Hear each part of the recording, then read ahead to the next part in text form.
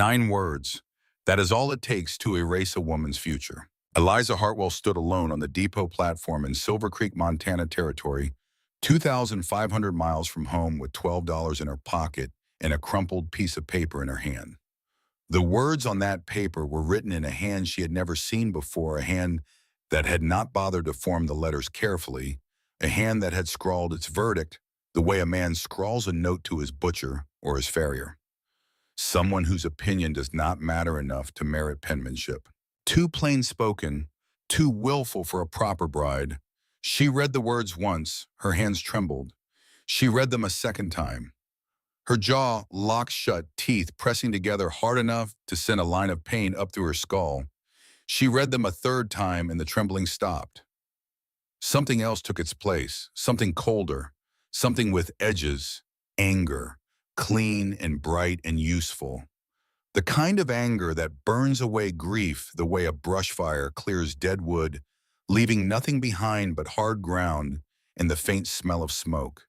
She folded the letter with deliberate precision, pressing each crease with her thumbnails until the paper held its shape like a small, sharp weapon. Then she looked up. She had never seen a sky this large. It stretched from one edge of the world to the other without interruption, without mercy, without any of the comforting barriers she had known her entire life.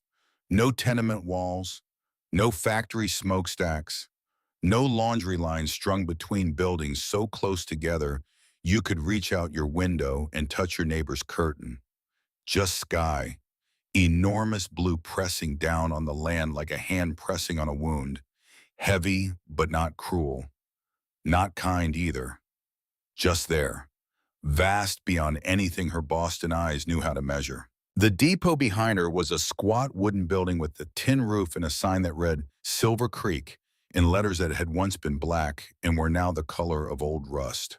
The platform was rough planking, warped by seasons of snow and sun, and her trunk sat at her feet like a faithful dog waiting for instructions. That trunk held everything she owned in the world.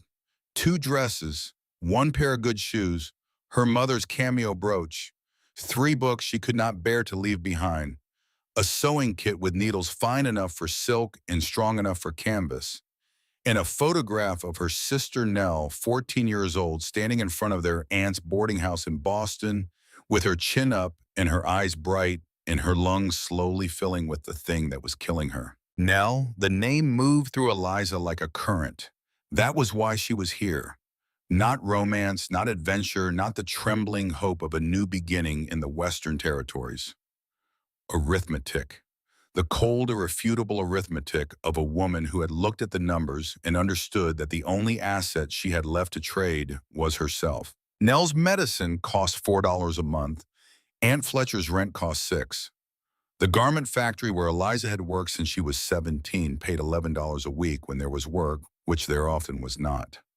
She had done the math on a scrap of paper at the kitchen table one night in January, her fingers stiff from 12 hours of stitching collars, and the numbers had stared back at her like a sentence.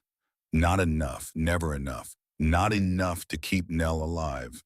Not enough to keep a roof over their heads. Not enough to outrun the slow grinding machinery of poverty that had already taken their parents and was reaching now for their children. The advertisement had appeared in the Boston Herald on a Tuesday in October. Prosperous rancher in Montana territory seeks bride of education and refinement, must be willing to travel. Passage provided. The words had been plain and businesslike, and Eliza had read them with the same plain businesslike clarity that governed everything she did. She did not dream about this man.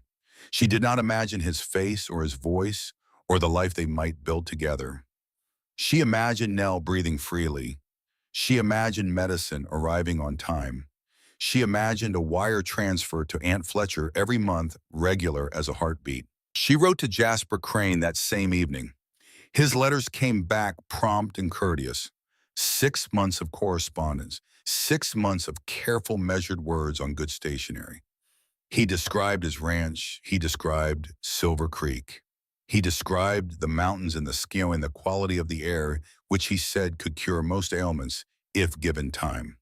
He never described himself. Eliza noticed this but did not remark on it. She was not shopping for a husband. She was negotiating a contract. And now the contract had been voided. 9 words on a crumpled piece of paper delivered not by the man who wrote them, but by the station master. A stooped, tobacco-stained man named Emmett Guthrie, whose fingers were the color of old leather, and whose eyes held the careful indifference of someone who had watched this scene play out before. Women arriving on westbound trains. Women leaving on eastbound ones. The ordinary commerce of hope and disappointment that passed through his depot like freight. Happened sometimes, Emmett had muttered when he handed her the letter. Return ticket is paid through. Eastbound comes at 8 tomorrow morning. The method of delivery was the detail that cut deepest. Jasper Crane had been inside the depot when her train pulled in. She knew this because Emmett in an unguarded moment had told her so. Crane had watched her through the window. He had watched her step down from the car, look around the unfamiliar platform, tilt her chin upward in the way she always did when she was frightened but unwilling to show it. He had studied her face, her posture, the wrinkles in her traveling dress, the dust on her shoes. He had conducted his inspection from behind glass, the way a man inspects livestock at auction, and he had found her wanting. Then he had scribbled his verdict, passed it to Emmett, and walked out the back door without a word. He had not spoken to her. He had not introduced himself. He had not given her the courtesy of a conversation. He had looked at her through a window and decided that the shape of her chin and the set of her shoulders told him everything he needed to know about her fitness to be his wife. Too plain spoken, too willful for a proper bride. How did he know I was too plain spoken? Eliza said to the closed ticket window.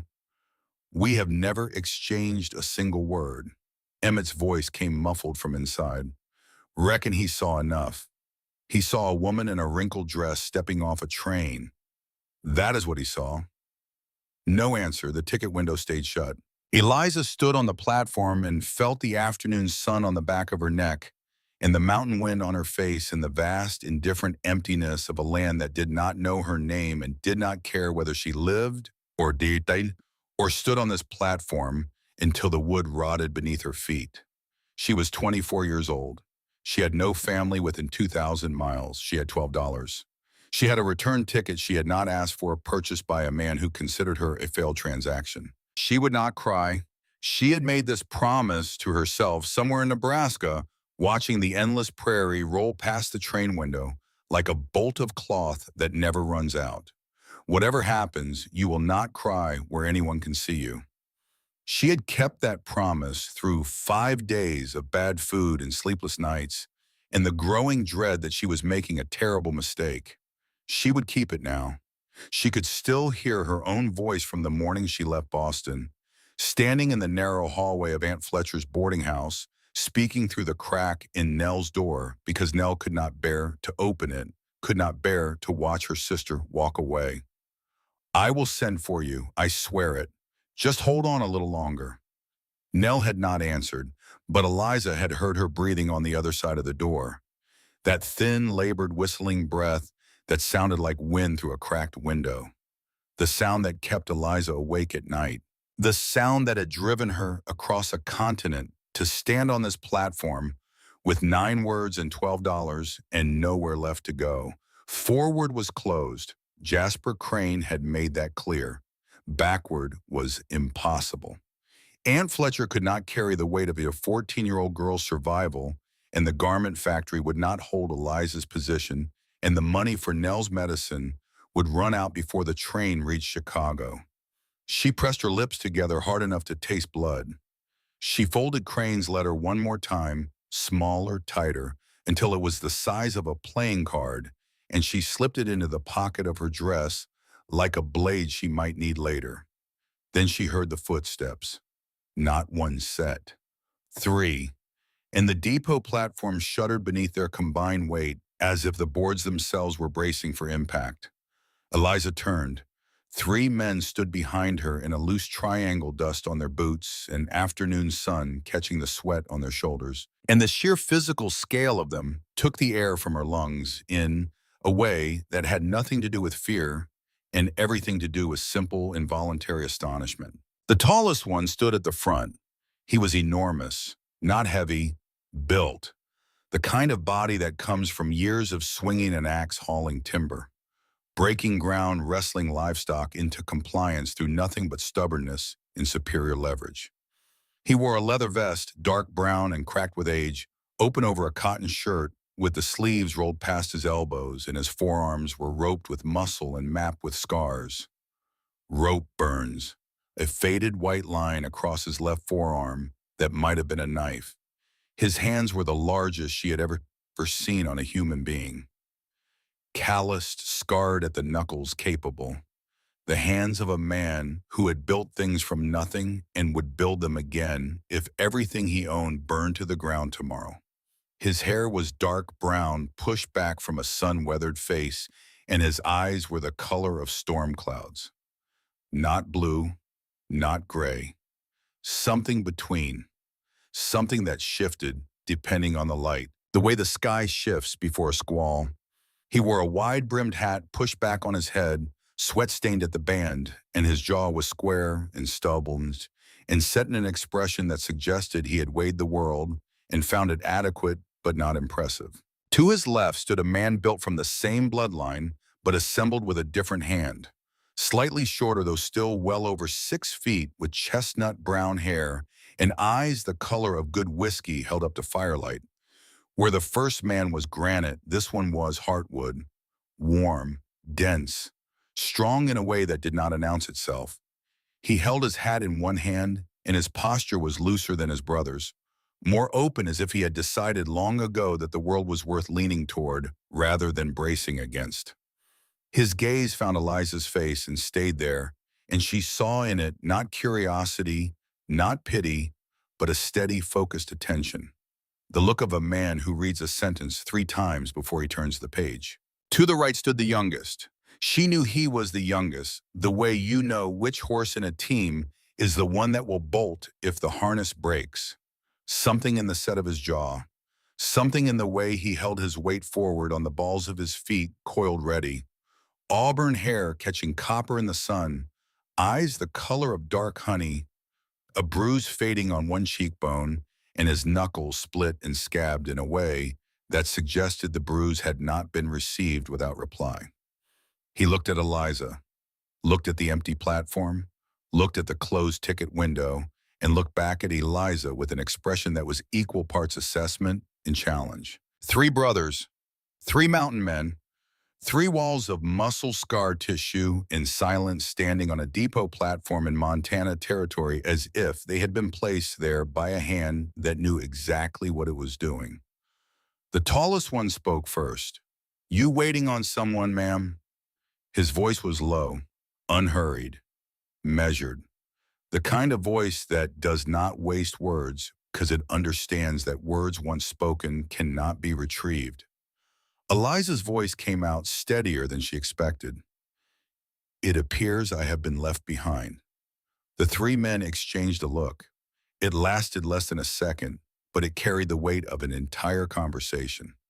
A language of glances and micro-expressions that only develops between people who have known each other from birth, who have shared meals and grief and labor and silence, until the boundary between one mind and the next becomes porous. The auburn-haired one broke the silence. "You the mail-order bride Crane sent for." The heat that rushed to Eliza's face was immediate and searing. She wanted to deny it. She wanted to claim she was a traveler, a visitor, someone passing through on her way to somewhere that actually wanted her. But lying requires energy, and Eliza had none left. And these 3 men were looking at her with an intensity that suggested lies would not last long in their presence. She said. The past tense tasted like ashes. "Mr. Crane found me unsuitable. Apparently looking around an unfamiliar town and asking why I was made to wait 3 hours was evidence of an unacceptable temperament. Something shifted in the youngest one's face. Not a smile, the ghost of one. The way a match flickers in the instant before it catches flame. "Crane is a fool," he said, and he said it with the casual certainty of a man commenting on the color of the sky. I appreciate the sentiment, Eliza managed. It is not sentiment, the tallest one said. It is fact. His storm-colored eyes moved from her face to her trunk to the empty platform and back again. She watched a calculation happen behind those eyes. Quick and thorough, the way a man calculates the load-bearing capacity of a beam before he trusts it with the weight of a roof. He looked at his brothers. The whiskey-eyed one nodded so slightly that Eliza might have imagined it. The auburn-haired one shrugged one massive shoulder, which apparently meant agreement. The tallest one turned back to her. Name is Silas Calloway. These are my brothers, Gideon and Boone. We run the Elkhorn Ranch about 6 miles north up against the mountains. He paused. The pause felt heavy with something unsaid. We have a wagon outside. I could take you to the boarding house if you want time to figure things out. The depot door banged open. Emmett stuck his head out, his tobacco-stained fingers gripping the door frame. Eastbound leaves at 8 tomorrow morning, Miss Hartwell. Mr. Crane already paid for the ticket. Best be here early. Train does not wait. The words hit Eliza like a slap delivered in public. Mr. Crane already paid, as if she were a package being returned at the sender's expense, as if the transaction, her life, her future, her 2,500-mile journey, her sister's medicine, her aunt's rent, every calculation she had made, and every prayer she had swallowed could be undone with a refund and a schedule. Something hardened inside her, not broke, hardened. The way clay hardens in a kiln, transformed by heat from something soft and shapeable into something with edges and permanence, something that could cut. She turned to Emmett. You may tell Mr. Crane that I appreciate his generosity with other people's lives. Emmett raised his eyebrows but said nothing. He retreated inside like a turtle pulling into its shell. Silas Calloway was watching her with an expression she could not read. Not admiration exactly, recognition. The look of a man who understands what it feels like to have your back against a wall and still refuse to kneel. Thank you, Mr. Calloway, Eliza said. I would appreciate a ride to the boarding house.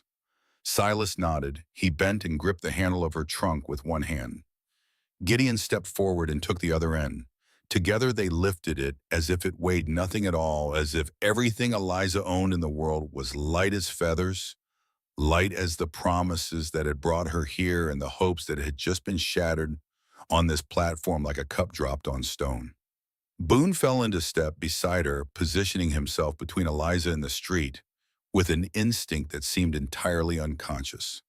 The instinct of a man who guards without being asked, without being thanked, without even realizing he is doing it. They had taken 3 steps when Silas stopped. He stopped mid-stride and his shoulders squared, and he turned back toward Emmett, who was watching from the ticket window with the undisguised fascination of a man witnessing something he would retell at the saloon that evening. Emmett, Silas said. His voice was not loud, but it carried the way a voice carries across open land. Clear, deliberate, meant to be heard by everyone within range and several people beyond it. If anyone comes asking, our wife will be staying at the Elkhorn from now on. Eliza's breath stopped in her chest. Our wife, not his wife, not a wife. Our wife, I beg your pardon, she said. Her voice was ice. Silas met her eyes. He did not flinch. He did not smile. He did not look like a man who had just said something outrageous. He looked like a man who had done the arithmetic and arrived at the only answer that balanced. Just giving you options, Miss Hartwell, he said quietly. You can still take that train tomorrow. Or you could consider a different arrangement.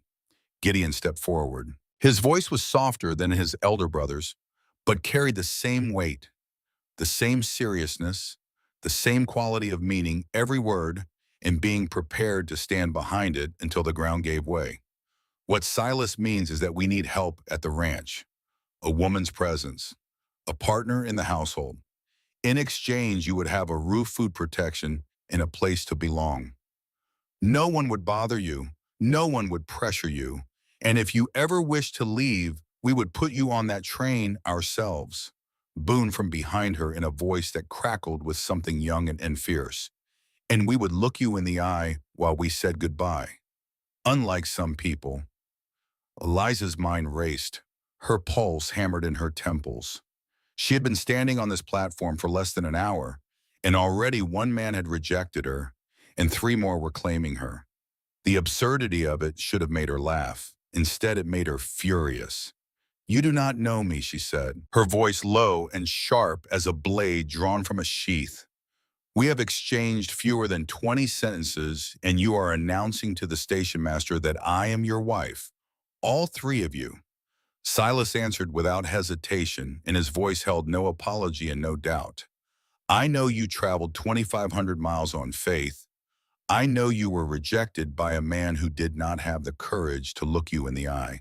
And I know you are standing here with your chin up instead of crying, which tells me more about your character than 20 sentences ever could." Gideon gently, "We are not asking you to love us, Miss Hartwell. We are asking you to let us give you a choice you did not have 5 minutes ago." Boone said nothing, but when Eliza turned to look at him, she saw something in his amber eyes that surprised her. Not calculation, not eagerness, hope, raw and unguarded and hastily hidden behind his bravado like a candle flame cupped in the palms of a man standing in the wind. The hope of someone who has been waiting for something he could not name and has just seen it step off a train. What exactly would this arrangement involve? Eliza heard herself ask, and the voice that asked it sounded like it belonged to someone braver than she felt. Silas set down his end of the trunk. He faced her fully, and she noticed for the first time that all three of them had the same calloused, scarred hands. Built by the same labor, shaped by the same land, meals cooked, household managed, the ranch kept in order. His voice was steady, factual, the voice of a man laying out the terms of a contract he intends to honor to the letter. In exchange, a roof over your head, food on your table, and our protection. All three of us. Gideon added the words that mattered most. He stepped forward, and his whiskey-colored eyes held hers, with a warmth that cut through the cold of her situation the way sunlight cuts through ice on a creek in early spring. "As for anything else, that would be entirely up to you. We are not looking to force anything on anyone. This is your decision, every part of it. And if I wish to leave, Eliza asked. Then we will drive you to the station ourselves," Silas said. Boone added with the first full smile she had seen from any of them, a crooked, lopsided grin that transformed his hard face into something almost boyish, though we would hope you would give the Elkhorn a fair chance first. Eliza looked at each of them in turn. Silas, the eldest, with his storm eyes and his careful reserve, and the weight of responsibility on his shoulders like a yoke he had worn so long, it had become part of his skeleton. Gideon, the middle one, with his warmth and his open hands, and the quiet intelligence that moved behind his gentle expression, like a river running deep beneath a calm surface. Boone, the youngest, with his fire and his bruised knuckles, and the hope he was trying so hard to hide behind a wall of bravado that was not nearly as thick as he believed. She thought of Nell. She thought of the $12 in her pocket. She thought of the eastbound train and the life of factory wages and secondhand shame waiting for her in Boston. She thought of Jasper Crane's letter and the cowardice of a man who could not face the woman he had summoned across a continent. Then she thought of the sky, this impossible sky pressing down on everything, holding the land in place, promising nothing except that it would be there tomorrow, and the day after, and the day after that, the only honest thing she had encountered since stepping off the train. "Very well," she said. Her voice was calm, though her heart was a drum being struck by a fist. "I accept your offer of employment. As for the other matter, I believe we should maintain propriety before making any declarations." Silas nodded. Something eased in his posture, a tension she had not noticed until it released the way you do not notice the weight of a stone in your pocket until you set it down. Gideon smiled. A real smile, warm and relieved, and it transformed his weathered face the way dawn transforms a valley. Boone's crooked grin widened. "Fair enough," he said, and there was something in his voice that sounded almost like gratitude, almost like prayer.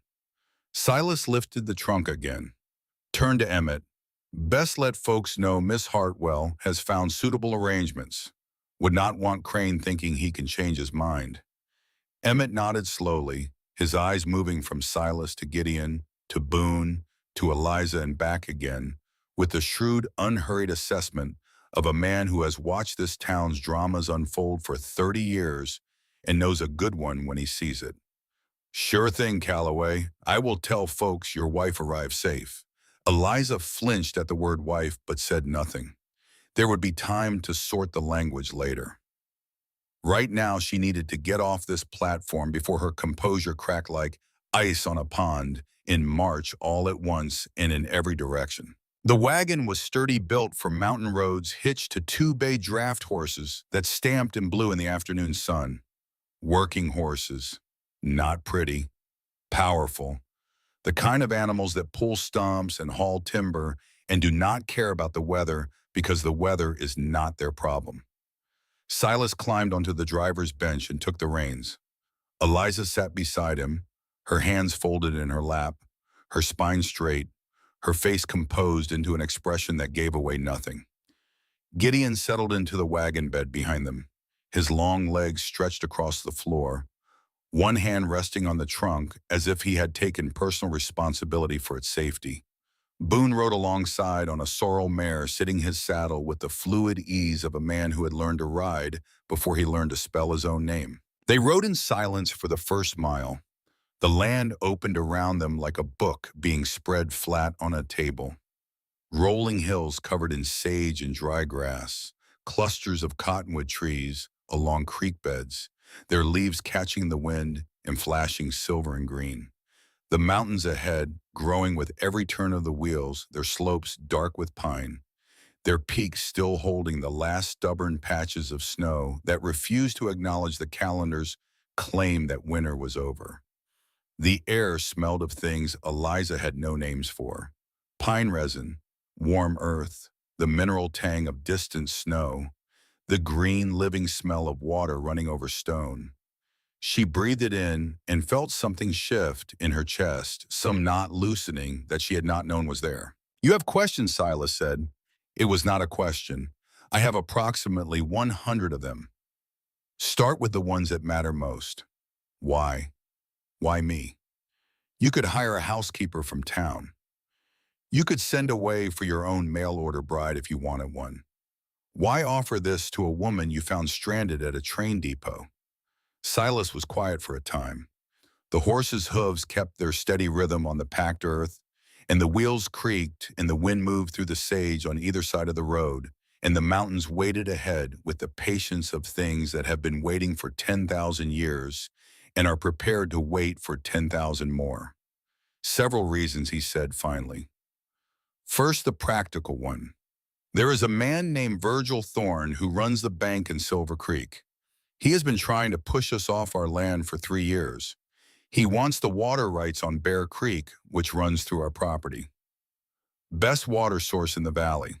Thorne needs it for the cattle operation he is building across the territory. He cannot simply take it, Eliza said. No, but he can make life difficult enough that lesser men would sell. He has been telling people the Elkhorn is a failing operation. 3 unmarried brothers, no family, no future, no permanence. If we have a wife, a household, that story falls apart. A family with a working ranch looks established. Looks like something that will be here in 10 years. Harder to bully, harder to starve out. So I am a strategic asset, Eliza said. Silas winced. That is the practical reason. From behind them, Gideon's voice came quiet and thoughtful, the voice of a man who chooses his words the way a carpenter chooses his timber. Carefully, knowing each one will bear weight. There is another reason. I watched you read that letter. You read it 3 times, and each time you read it, you stood a little straighter. Most people receiving news like that would crumble. You did not. You turned the pain into something you could use. He paused. The Elkhorn needs that kind of strength. We have been managing alone for too long, and it shows. Boone from horseback, the wind carrying his voice like a flag. And Crane is a fool. That is reason number 3. A woman who speaks her mind is not a problem. A man who cannot handle it is the problem. Eliza let their words sit between them, weighing their sincerity the way she had spent her entire adult life weighing the words of men, listening for false notes, detecting the gap between what people say and what they mean. She had become skilled at this out of necessity, the way a person living near a river becomes skilled at reading current and knowing which water is safe to cross and which will pull you under. She could not find a lie in any of their voices. "Tell me about Jasper Crane," she said. Silas's jaw tightened. Crane came to Silver Creek about 4 years ago with money nobody could account for. Bought up land. Bought up. Started lending money to small ranchers during the drought. When they could not pay him back, he took their property. He owns 3 ranches now that used to belong to good families. He is Thorne's partner, the muscle to Thorne's brain. And your ranch, ours is the one they cannot get their hands on. We never borrowed from Crane, never owed Thorne a cent. Our father built the Elkhorn from nothing. He worked the silver mines because the ranch could not feed 4 mouths. When the mine collapsed, Silas paused, not for effect, for survival. The way a man pauses when he is walking across ice and feels it shift beneath him. I was 19. Gideon was 15. Boone was 12.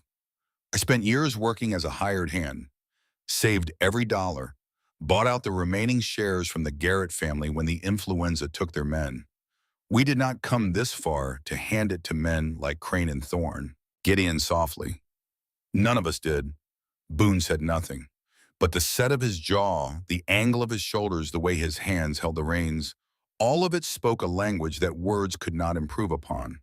The language of a man who has drawn a line and will die on it. Eliza felt something shift inside her, a recognition that went deeper than circumstance, deeper than sympathy, down to the bedrock of shared experience. These men were not just ranchers defending a piece of ground. They were brothers defending something they had built from grief and loss, and years of labor were so punishing, it had scarred their hands and their hearts in equal measure. She knew that arithmetic. She had lived it. Every stitch she had sewn in the garment factory, every penny she had counted and recounted, every night she had lain awake calculating how many weeks of Nell's medicine they could afford before the money ran out. It was the same equation, the equation of people who cannot afford to lose. "You should have told me all of this at the depot," she said. "Would it have changed your answer?" Silas asked. "No, but I do not like learning the full picture in pieces. If we are going to have an arrangement, I need you to be completely honest with me. All 3 of you, about everything." The 3 brothers responded in unison, each in his own way. Silas with a single deliberate dip of his chin, Gideon with a gentle tilt of his head and a softening around his eyes, Boone with a sharp jerk that conveyed both agreement and something that might have been impatience with the idea that anyone would expect less. "That is fair," Silas said, "and we will be. A promise given by a man is all he has," he added after a moment, and the words had the weight of something he had said before many times to himself and to his brothers, a compass heading by which he navigated the unmapped territory of his life. The wagon crested a low rise and Elkhorn Ranch appeared below them. Eliza saw a house, 2 stories of rough-hewn timber, larger than she had expected, with a wide front porch and stone chimneys rising from both ends like sentinels. A barn stood nearby its doors, open to the evening air, and she could hear the sounds of animals inside, the low conversation of horses, the shuffling of hooves on straw. A corral held a dozen more horses, their coats catching the last light. Outbuildings scattered across the yard in a pattern that suggested growth over time. Not planned, accumulated. The way a life accumulates possessions and purpose and the small daily evidence of persistence. And beyond it all, Bear Creek. She heard it before she saw it. A sound like silk being drawn across stone. Then there it was, threading through the valley floor, catching the sunset and throwing it back in fragments of silver and gold. It was beautiful. It was raw. It was nothing like Boston. Silas pulled the horses to a stop at the top of the rise. He did not speak. He just let her look, giving her time the way you give time to someone standing at the edge of a decision they cannot unmake. It is not, Boston, Eliza said after a long silence. No. Silas agreed. From behind them, Gideon's voice quiet and certain and full of something Eliza would later recognize as love so deep it had become indistinguishable from the land itself. It is better. A man emerged from the barn as the wagon descended toward the house, lean, graying, around 55 with a rifle in his hands, and the kind of eyes that have seen enough trouble to stop being surprised by any of it. He lowered the rifle when he recognized the wagon but did not set it aside. His gaze sharpened like a blade being drawn across a strop when it found Eliza on the bench beside Silas. "Who is this?" he asked. His voice was sandpaper and smoke. "Eliza Hartwell," Silas said, climbing down. "She will be staying at the Elkhorn." "Staying how long?" "That depends on her." The lean man studied Eliza the way a man studies a horse he has been asked to trust, looking for signs of panic, skittishness, weakness. The thousand small tells that separate an animal you can depend on from one that will bolt at the first crack of thunder. Eliza stepped down from the wagon without waiting for anyone to help her. Her boots hit the hard, packed earth, and the impact traveled up through her legs and into her spine, and she felt it like a verdict. This ground, this place, this moment. She extended her hand. "Mr. Perkins, I presume. I appreciate you not shooting us." The lean man blinked. He looked at her hand. He looked at her face. He looked at the three Calloway brothers standing behind her like a mountain range in human form. Something shifted in his weathered expression. The first hairline crack in a wall that had taken decades to build. He shook her hand.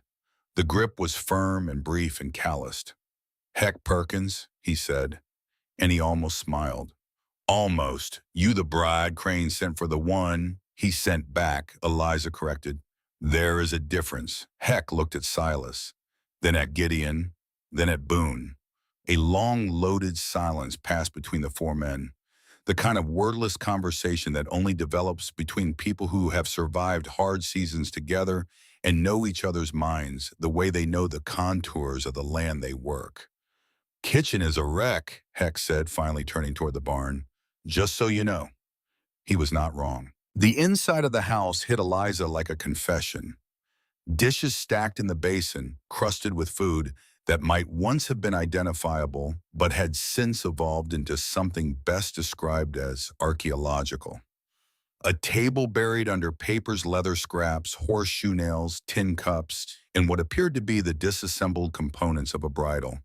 The floor had not been swept in a period of time that Eliza chose not to calculate because the answer would only make her angry. A bookshelf held 36 volumes coated in dust, so thick you could write your name in it. The fireplace was cold, full of ash, and home to what she suspected was a family of mice. She stood in the doorway and said nothing for 10 full seconds. Behind her, three enormous men shifted their weight with the uncomfortable silence of boy caught tracking mud across a clean floor, if any floor in this house had ever been clean, which she was beginning to doubt.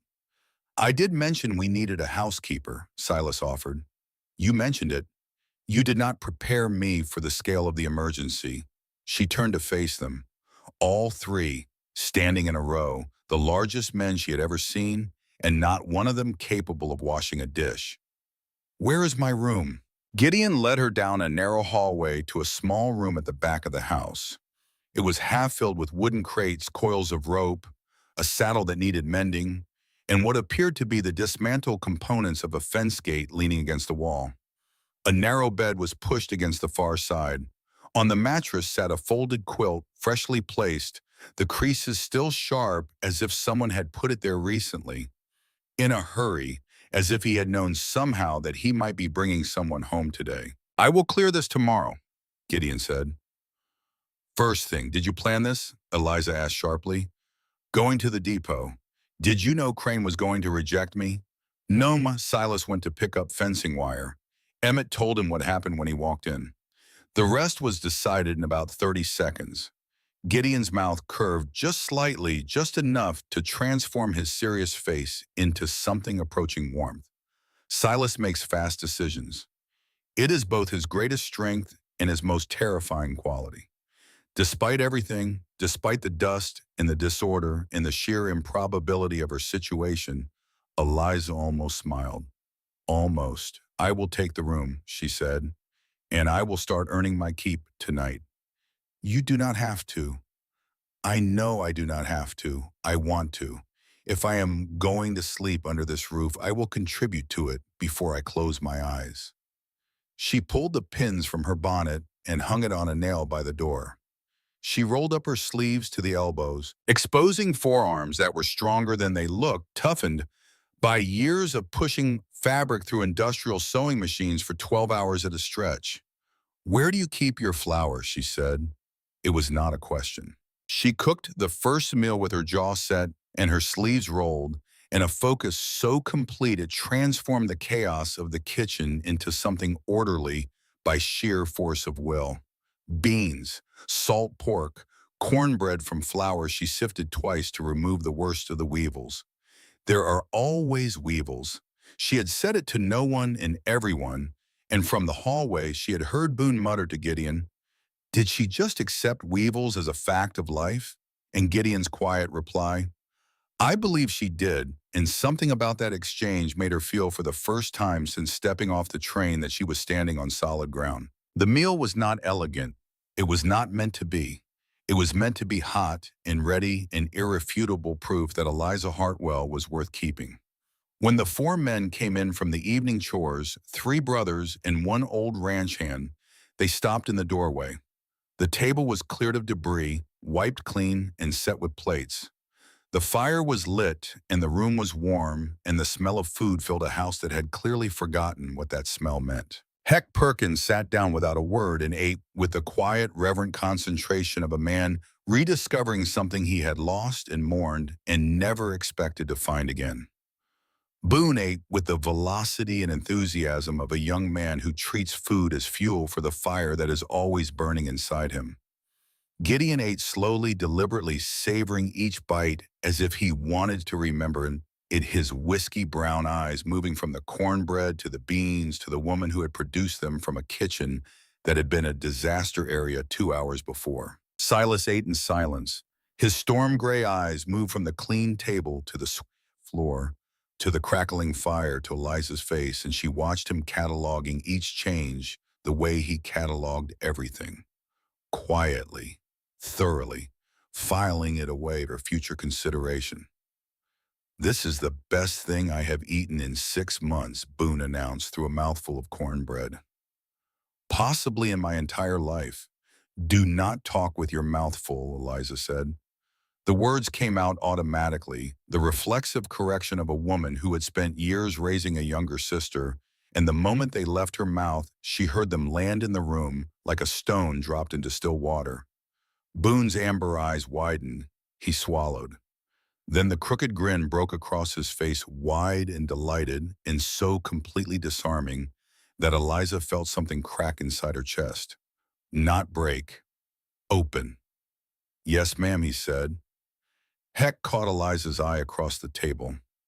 For the first time since her arrival, the old ranch hand looked at her, not with assessment or suspicion, but with something that might, in a very guarded man, who had been alone for a very long time, pass for approval. That night alone in her small room, with the crates pushed to one side and the quilt pulled to her chin, and the sounds of an unfamiliar house settling around her in the darkness, Eliza sat on the edge of the narrow bed and pressed her hands together until her knuckles went white. She did not cry, but she allowed herself in the privacy of that dark room to feel the full weight of everything that had happened. 24 hours ago, she had been Eliza Hartwell of Boston, a mail-order bride on her way to meet the man who would be her husband. Now she was Eliza Hartwell, of nowhere in particular, living in a stranger's house, wearing a name she had not earned, playing a role in a story she had not written. She pulled Jasper Crane's letter from the pocket of her dress and read it one final time. Too plain spoken. Too willful for a proper bride. She folded it carefully. She walked to the stove in the hallway where the Coals from dinner still glowed red behind the iron grate. She opened the door. She fed the letter to the fire and watched it curl and blacken and shrink and finally silently disappear. Then she went back to her room and closed the door. And in the darkness, in a house that smelled of wood smoke and pine, and the faint ghost of cornbread surrounded by mountains she could not see but could feel pressing against the sky like the walls of a cathedral, Eliza Hartwell slept more soundly than she had in months. Sometimes life delivers you to exactly where you need to be. It just uses a road you never would have chosen. She did not know it yet, but the road had only just begun. The next 2 weeks remade Eliza Hartwell the way a forge remakes iron. Through heat, through pressure, through the relentless hammering of one day against the next, until the shape of her life bore no resemblance to the shape it had held before. She attacked the Elkhorn the way a general attacks a battlefield, with strategy, determination, and absolutely no mercy. She rose before dawn on her second morning, while the house was still dark and the only sounds were the creak of the walls and the breathing of the men sleeping behind their closed doors. And she started with the kitchen because the kitchen was the heart and the heart was failing. She scrubbed the floors on her hands and knees with a brush she found in the barn and lye soap she made herself from ash and tallow, working the bristles into the wood until the grain emerged from beneath years of grime like a face emerging from beneath a mask. She scraped the dishes. She organized the pantry, throwing out food that had gone past saving tins with no labels, flour thick with weevils beyond redemption, salt pork that had turned a color not found in nature. She created an inventory of what remained and posted it on the wall in handwriting, so precise it looked like printed text. She washed every window. She beat the dust from every rug until Heck Perkins appeared in the doorway and informed her in his sandpaper voice that the horses were getting nervous. She found a loose hinge on the pantry door on the third day and fixed it herself using a screwdriver and a spare hinge that Heck showed her how to set. She mended every curtain in the house. She swept the fireplaces and cleaned the flues and reorganized the bookshelf, discovering in the process that Gideon Calloway had annotated the margins of nearly every volume with notes in a small, careful hand. Observations about plants, questions about soil, lines of poetry copied from other sources and tucked between the pages like pressed flowers. The house resisted her at first, the way all old things resist change, settling back into its disorder, like a dog returning to a favorite patch of mud. But Eliza was more stubborn than the house. She had been more stubborn than poverty, more stubborn than a factory that wanted 12 hours of her life for $11 a week, more stubborn than a sister's illness and a continent's worth of distance and a man who rejected her through a window. The Elkhorn did not stand a chance, but it was not the house that transformed her, it was the men. Each of the three Calloway brothers occupied a different space in the rhythm of the ranch, and as Eliza wove herself into that rhythm, she began to understand them not as a unit, but as three distinct hearts beating at three distinct tempos inside the body of a single family. Gideon found her first. It was the third morning. She had finished the kitchen and was standing at the edge of a fenced patch of earth behind the house, staring at what had once been a vegetable garden and was now a graveyard. The fence posts were gray with age, leaning at drunken angles. The soil was cracked and pale as old bone. Weeds had long since won whatever war had been fought here, and were now ruling the territory with the casual authority of victors who no longer remember what they conquered. "This used to grow food," she said. Gideon came to stand beside her. He moved quietly for a man his size with a deliberateness that made his presence feel like a choice rather than an intrusion. Where his older brother was granite and his younger brother was gunpowder, Gideon was heartwood, dense, warm, strong in a way that did not need to announce itself. 3 years ago, he said, before the drought, before we stopped having time for anything but cattle and fence line and keeping the ranch from going under. Can it grow again? He knelt. He took a handful of soil and lifted it to his face, rolling it between his fingers, studying its texture the way a man studies a letter from someone he has not heard from in a long time. Then he held it to his nose and breathed in, and Eliza watched his eyes close for just a moment. And when they opened, there was something in them that looked like hope. The soil is not dead, he said, just tired, needs compost, needs water, needs someone who will show up every day. I will show up every day, Eliza said. He looked up at her, squinting against the morning light, and something passed between them. Not attraction, not yet. Something quieter.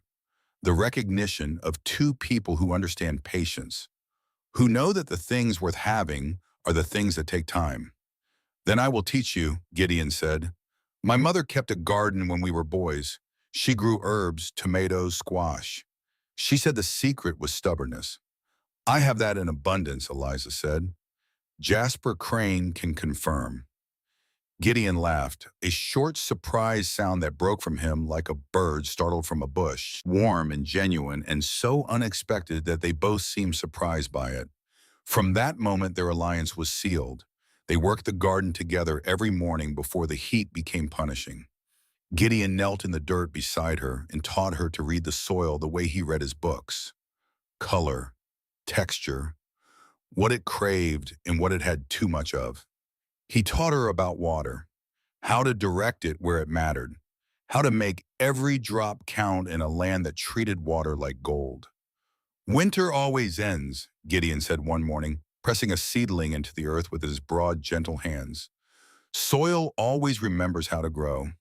And slowly, reluctantly, the garden responded. Green shoots appeared where there had been only dust. Tiny, defiant threads of life pushing up through cracked earth as if they had been waiting for permission.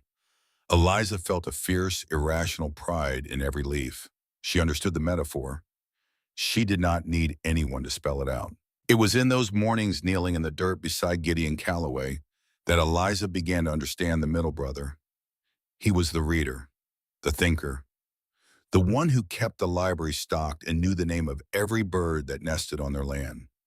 He read everything: history, botany, novels, old newspapers, anything with words on a page.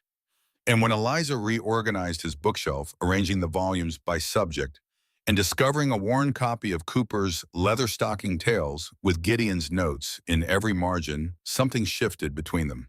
You've been reading my books, he said one evening, finding her curled in the chair by the fire with the novel open in her lap, and the lamplight turning her honey-blonde hair to gold. You have been ignoring them, she replied without looking up. Someone should. It is a good story, though Cooper's women could use more backbone. Agreed, Eliza said, and their eyes met over the open page, and the lamplight turned his whiskey-brown irises into something warm and golden. And Eliza felt a stirring in her chest that she carefully, deliberately filed away for later examination. Silas was harder to reach. He operated at a distance, not cold, guarded. The way a man is guarded when he has spent 14 years making every decision for a family and trusts no one else to carry the weight. He thanked Eliza for meals. He acknowledged the changes she had made to the house. He was courteous in the way that mountains are courteous, present, unmovable, offering no warmth but blocking the wind. Eliza cornered him in the kitchen on a Tuesday evening, 2 weeks after her arrival.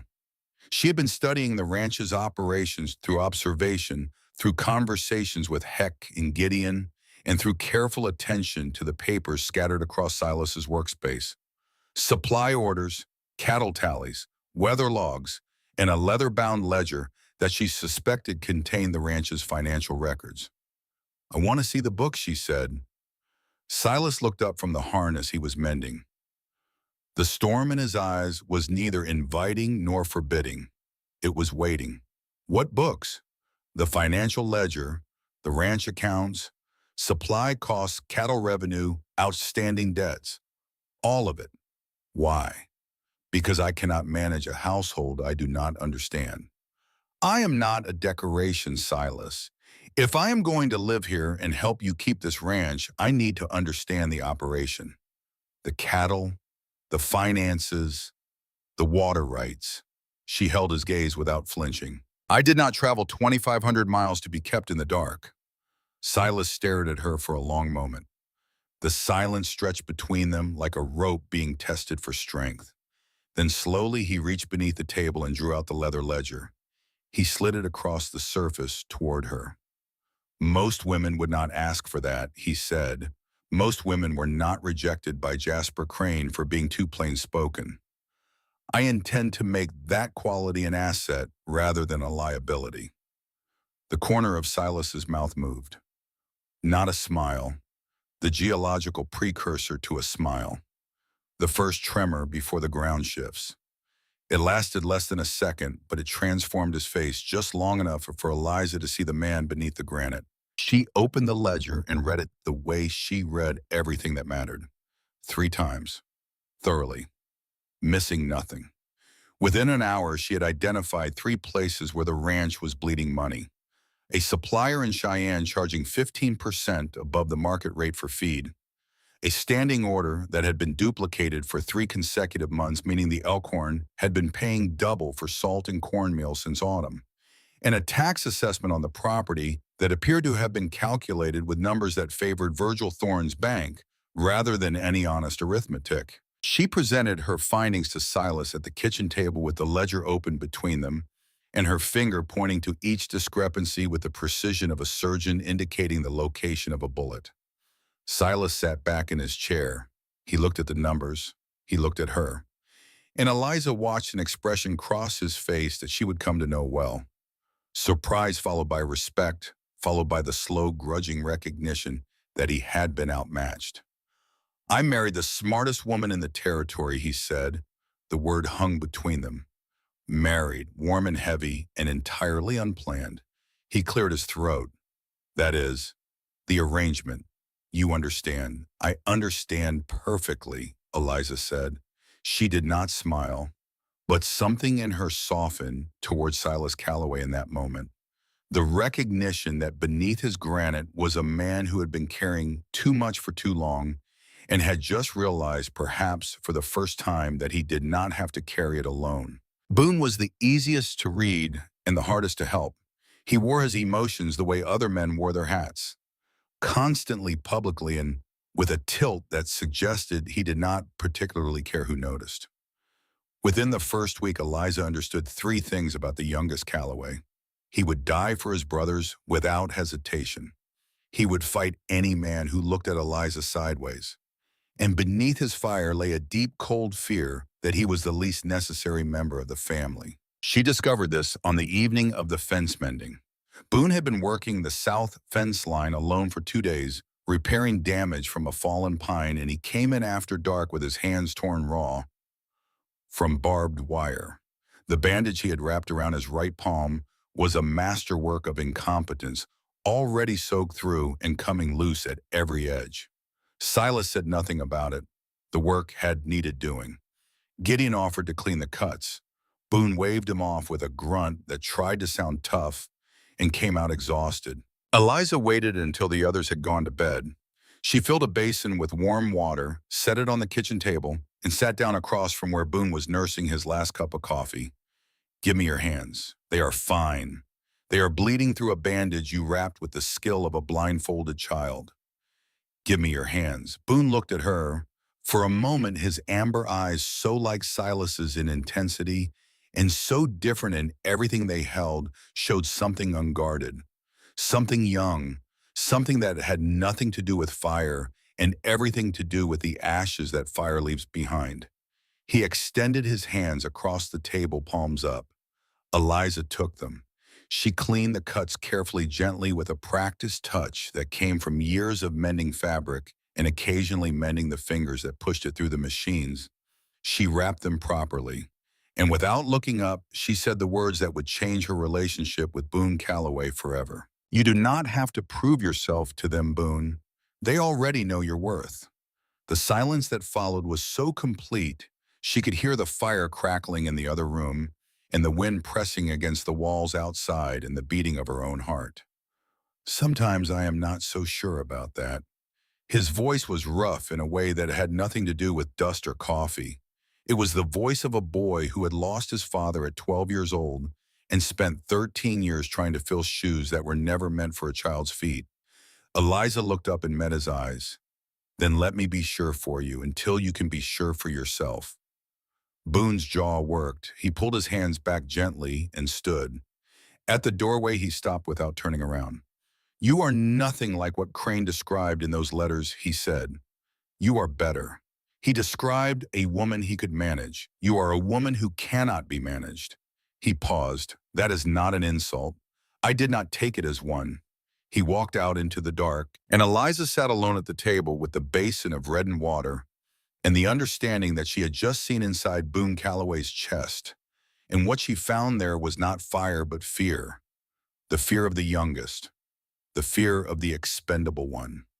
The fear that love, if it must be rationed, that will run out before it reaches him.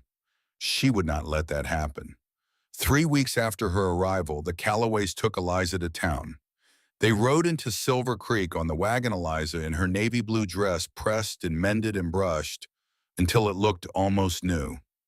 Silas drove. Gideon sat behind them. Boone rode his sorrel mare alongside. And the four of them looked, Eliza realized with a start, exactly like what they were pretending to be. A family. The first test came outside the Buckhorn Saloon. A heavy-set man with a face the color of raw beef leaned against the porch railing and called across the street in a voice built for carrying insults over long distances. "Calloway boys. Heard you picked up Crane's reject and decided to share her around." Three things happened simultaneously. Boone was off the mare before Eliza could draw a breath, crossing the street with his fists already balling. Silas's hands went white on the reins, his entire body going rigid, the way a bridge goes rigid before it either holds or snaps. Gideon placed one hand on Eliza's arm, not restraining, steadying. Eliza stood up on the wagon bench, all 5 feet 3 inches of her, and her voice rang out across the street of Silver Creek, Montana territory with a clarity that stopped every conversation and turned every head within 100 yards. "I was not rejected, sir. I was liberated from a man of remarkably poor judgment. And I would suggest you choose your next words with great care when speaking about a lady or about the men who had the decency to offer her a choice when your friend Mr. Crane could not even manage a conversation." Silence. The kind of silence that falls on a room when something has just happened that everyone present will remember and retell for years. The heavy-set man's mouth opened, closed, opened again. Nothing came out. Boone froze in mid-stride in the middle of the street with murder in his eyes, turned slowly to look at Eliza. The expression on his face was pure, undiluted, worshipful astonishment. He looked like a man who has just watched a kitten knock down a bull. "Well," he said, "never mind then." He walked back to the wagon, mounted his horse, and said nothing else for 10 minutes, though the grin on his face suggested he was composing a ballad in his head. Inside the general store, the proprietor, a thin, bespectacled man named Howell, leaned across the counter and spoke to Eliza in a voice low enough for privacy, but warm enough for sincerity. "Crane is a mean-spirited fool, Mrs. Calloway. You have landed with good men. Best in the valley, some would say." At the dressmaker's shop, Agnes Pennington, broad-shouldered and kind-eyed and in possession of opinions she did not bother to soften, declared at full volume that Jasper Crane would not know a quality woman if she served him tea in the parlor. "You tell those Calloway boys I said they are the 3 smartest men in Montana territory." The encounter Eliza had been dreading came outside the post office. Virgil Thorne stood on the steps, tall, well-dressed, polished the way a new coin is polished, all surface and no depth. He looked at Eliza the way a banker looks at collateral, assessing value, calculating risk, running numbers behind eyes that held the warmth of a January river. "Calloway," he said. His voice was pleasant the way a razor is pleasant, smooth and thin and capable of drawing blood before you realize you have been cut. "I do not believe I have had the pleasure." Silas's posture changed, a squaring of the shoulders, a shift in weight. Beside her, Gideon moved to her left. Boone appeared at her right. The 3 brothers formed a wall around Eliza without a word or a signal, A maneuver so fluid and instinctive that it must have been practiced in 1,000 smaller moments across 1,000 ordinary days. Virgil, this is our wife, Eliza, Silas said. His voice was level, his eyes were not. Eliza, this is Virgil Thorne. He runs the bank. A pleasure, Mrs. Calloway. Thorne extended his hand. Eliza shook it. His grip was cold and precise, the grip of a man who touches people only when it serves a purpose.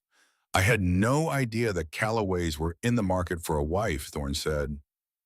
Some things do not require a market, Mr. Thorne, Eliza replied. They simply happen. Thorne's smile did not reach his eyes. It did not even attempt the journey. Indeed. Well, I hope you find the Elkhorn to your liking. It is a demanding property. 3 brothers have been struggling with it for some time. The Elkhorn is thriving, Eliza said, but I appreciate your concern. Thorne held her gaze for one beat too long. Then he tipped his hat and walked away, and Eliza watched him go and felt a cold certainty settle in her stomach, like a stone dropped into deep water. This man was dangerous. Not the way Crane was dangerous, which was the danger of stupidity and cowardice. Thorne was the danger of intelligence applied without conscience. The kind of man who dismantles lives with a fountain pen and a filing cabinet, and the patient, methodical cruelty of someone who has all the time in the world. On the ride home, Silas was quiet for a long time. Then he said, Thorne is going to be a problem. He already is a problem, Eliza corrected. He was measuring me, trying to decide whether I make you stronger or weaker. And what conclusion do you think he reached? He has not decided yet, which means we need to make sure he reaches the right one. That evening, after Heck had gone to the bunkhouse and the ranch was quiet, Eliza sat on the porch and listened to the silence. Not the silence of Boston, thick with distant noise compressed by the weight of too many people occupying too little space. This was the silence of open country, vast, breathing. The sound of wind through sage and the far-off voice of Bear Creek in the enormous star-filled sky, pressing down on the mountains like a hand holding the world in place. The front door opened behind her, 3 sets of boots on the porch boards. 3 cups of coffee, one placed in her hands by Silas without asking whether she wanted it. They sat together in the darkness. 4 people who had been strangers a month ago and were becoming something else, something they did not yet have a name for. Eliza told them about Nell, about the cough that never stopped, about the blood on the handkerchiefs, about the medicine that cost more than hope, and the doctor who shook his head, and the morning she left Boston with a promise she was terrified she could not keep. Gideon spoke first. You will bring her here. We will make sure of it. The word we settled around Eliza like a blanket in a cold room. A small word, 2 letters, but it held a world inside it.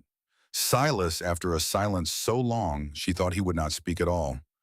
When I saw you read that letter at the depot, you read it 3 times, each time you stood straighter. Most people receiving that kind of news would crumble. You did not. You turned the pain into something useful. He paused. The Elkhorn needs that kind of strength. I need that kind of strength. Boone quietly, from the far end of the porch where he sat with his boots on the railing and his face turned toward the mountains. So do I. Liza looked at the sky, larger than anything she had ever known. Larger than fear, larger than loneliness. This is beginning to feel like home, she said softly. And she felt rather than saw 3 men exhale at the same time, as if they had been holding their breath without knowing it, as if they had been waiting for exactly that word.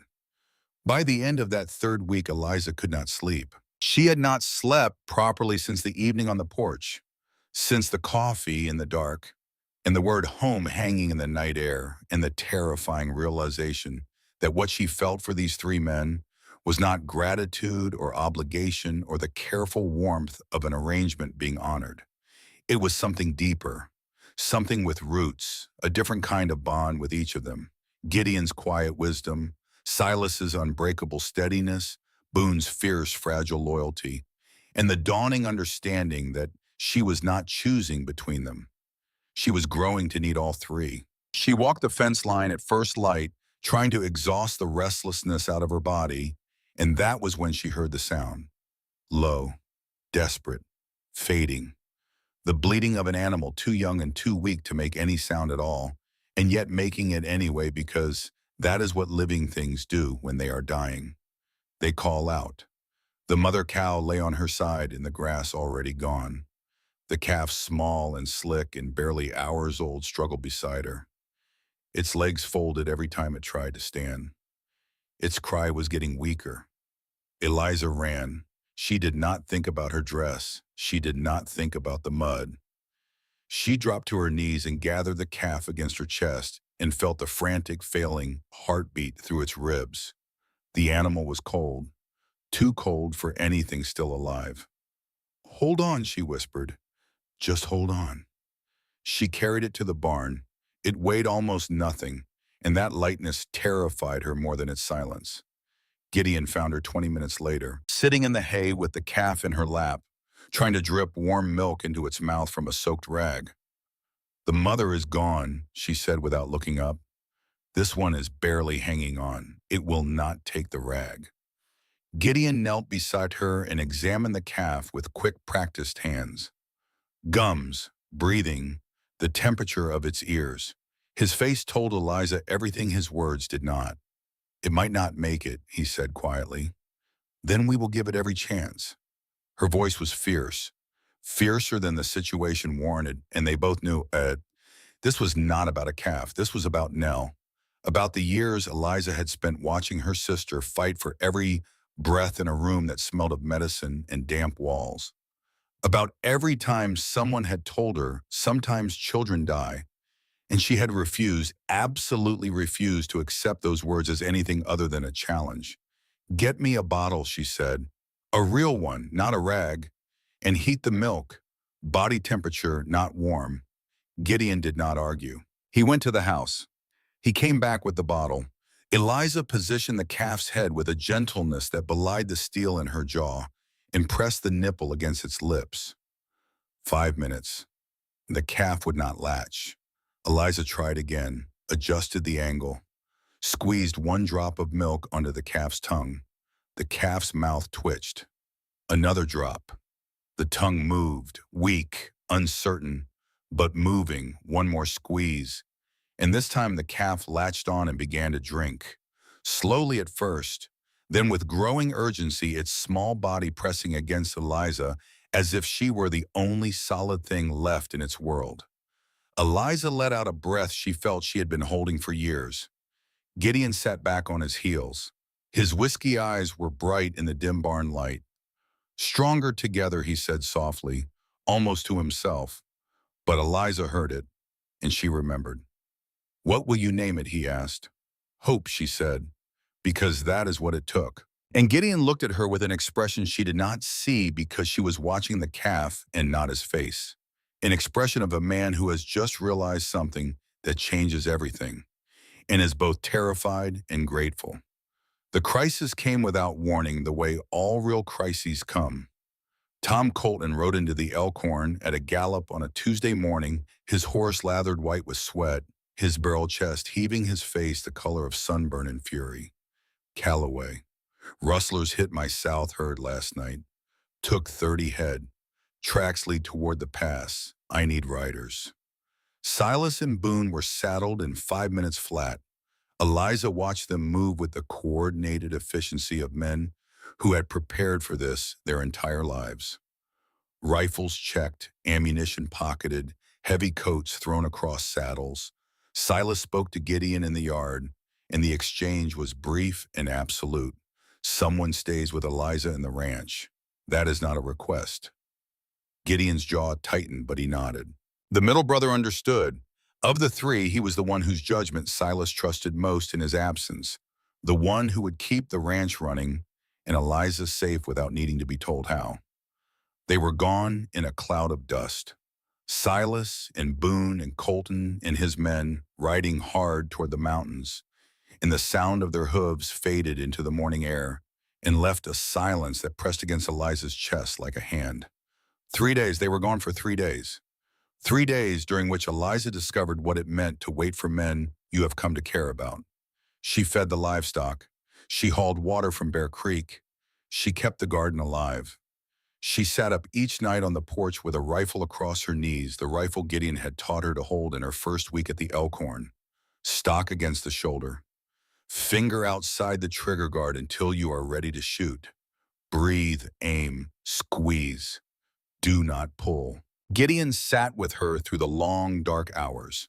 They talked in the low, honest way that only happens between two people who are awake while the rest of the world sleeps. He told her about his mother who died when Boone was 4, a fever that came in the night and would not leave. He told her about his father, Holt Calloway, who worked the silver mines, because the ranch could not feed 4 mouths, who came home every evening with silver dust in his hair and exhaustion in his bones and in his voice when he read to his boys by the fire. He told her about the day the mine collapsed, about the man who came to the ranch house with his hat in his hands and news that no child should ever have to hear. Eliza told him about her parents, the tenement fire that had taken them both while she was at the factory, the smell of smoke she still caught sometimes in her clothes and her hair and her dreams, the way grief had settled over her life like a season that would not end. On the second night, riders passed on the road beyond the property. Eliza blew out the lamp, pressed her back against the wall, held the rifle the way Gideon had taught her. In the darkness, Gideon moved to the window, his own rifle ready, his body between Eliza and the door. Neither of them spoke. The riders passed. The silence returned. And somewhere in that long, dark hour, Eliza's hand found Gideon's in the blackness, and his fingers closed around hers, and neither of them acknowledged it, and neither of them let go. On the third morning, dust appeared on the horizon. 2 riders. Eliza counted them, counted again. Her stomach dropped like a stone thrown into a well. 2 riders, not 3. 3 men had left. 2 were coming back. She grabbed the rifle and ran to the fence. It was Silas and one of Colton's men. Silas was riding hard, his face drawn tight as a drumhead, and when he pulled up at the gate, Eliza saw something on his face she had never seen there before. Fear. Boone took a bullet, he said. The words came out flat and controlled the way a man speaks when he is using all his strength to keep his voice from breaking. Colton's ranch. He is alive, but he needs stitching, and I need... His voice cracked. Silas Calloway's voice cracked, and the sound of it was more terrifying to Eliza than anything she had heard since stepping off the train in Silver Creek. Go, she said. She was already moving. Already gathering the medical supplies she had organized in the kitchen on her first week. Needle, thread, clean cloth, whiskey for disinfection. I am coming with you, Eliza. I stitched leather in a factory for 3 years, Silas. I can stitch skin. And I am not staying here while one of your brothers bleeds out on someone else's kitchen table. Drive the wagon. Now he did not argue. There was no time to argue and nothing to argue about, and they both knew it. They found Boone on a cot in the Colton Ranch house, pale as milk, sweating through his shirt, a blood-soaked bandage wrapped around his left side, where a bullet had torn through the flesh above his hip. Martha Colton was beside him, pressing clean cloth against the wound with the steady, unsurprised hands of a frontier woman who had seen worse and expected to see worse again. Eliza took one look and took command. She washed her hands. She threaded the needle. She sat beside Boone and looked into his glazed amber eyes and saw beneath the pain and the shock and the sweat the youngest brother looking back at her with an expression that broke something inside her and rebuilt it at the same time. This is going to hurt, she said. Boone managed the ghost of his crooked grin. Everything hurts. You get used to it, no, Eliza said, and her voice was fierce and tender in the same breath, the way a mother's voice is fierce and tender when she is holding together the things she loves most. You do not get used to it. You survive it. There is a difference. She stitched the wound. Her hands did not tremble. Her fingers moved with the speed and precision of a woman who had sewn 10,000 stitches in a factory and could sew 10,000 more. And the fact that this time the fabric was skin and the thread was catgut, and the pattern was a man's life, did not change the fundamental mechanics. Stitch, pull, tie, move to the next one. Silas stood behind her, gripping the door frame so hard the wood creaked under his hands. Gideon, who had arrived on horseback minutes after the wagon, knelt beside the cot and held Boone's hand. The hand that Boone would never have allowed anyone to hold if he had been fully conscious. But consciousness was a shore he was swimming toward and not quite reaching, and in the space between waking and darkness, even the youngest Calloway brother could accept the comfort of being held. Eliza tied the final stitch, looked up at Silas. He will live. The bullet went through clean. No bone, no organ. He needs rest water and someone to stop him from doing anything reckless for at least 3 weeks. That is a full-time job, Gideon said, and his voice was shaking. Then it is a good thing I am here, Eliza said. That night, after the others had settled, Eliza sat beside Boone's bed in the lamplight. He was awake now, lucid, staring at the ceiling with the expression of a man who has been introduced to his own mortality and is still deciding how he feels about the meeting. You saved my life, he said. I stitched a wound. Mrs. Colton kept you alive until I got there. You came for me. His voice was raw. You got it in that wagon and you came. Nobody who was not blood has ever done that. Boone Calloway. Eliza said, and her voice carried an authority that surprised them both, an authority that came from a place deeper than education or temperament, a place where love and fury are the same thing. You are one of the finest men I have ever known. You are brave and loyal, and you love your brothers with a ferocity that takes my breath away. You are not expendable. You are essential. And if I hear you suggest otherwise, again, I will reopen that wound and stitch it worse. Boone stared at her. Something escaped him, a sound that was half laugh and half something else entirely. He turned his face to the wall. His hand found hers on the blanket and squeezed once hard and then released. You are something else, Eliza Hartwell, he whispered. Calloway, she corrected. And it was the first time she had used the name voluntarily. The first time it felt like it belonged to her. 3 weeks later, Boone was on his feet, and Founders Day came to Silver Creek. The celebration filled the town square with music and lanterns and the smell of roasting meat and the voices of every ranching family in the territory. Eliza wore the navy blue dress altered by Agnes Pennington fitted to her frame. The 3 Calloway brothers stood with her in dark suits, and the sight of them together, 3 massive men flanking one small, luminous woman, stopped conversations across the square. She danced with each of them, with Gideon first slow and natural, as if their bodies had been practicing this without their minds knowing. With Boone next careful of his wound, his hand light on her waist, his eyes bright with a joy that had nothing to do with the fiddle music and everything to do with being alive and upright and holding this woman in his arms. With Silas last. And with Silas, the rest of the world went quiet. He held her close, one hand at her waist, the other holding hers. His storm gray eyes were unguarded fully and completely in a way she had never seen before. The armor was gone. The granite was gone. What remained was a man who was tired of being strong alone and had found someone who made the carrying bearable. I have been trying to find the right words, he said quietly. I have never needed words, Silas. Only honesty.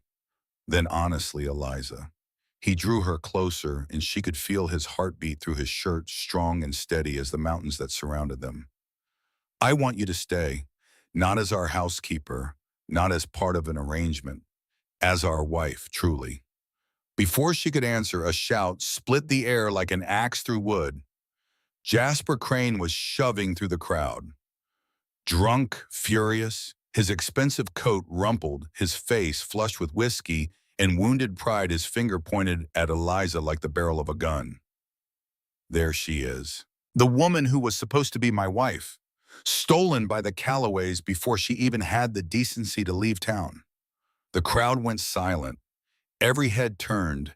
Every voice stopped. Boone stepped forward, his hand dropping toward his hip.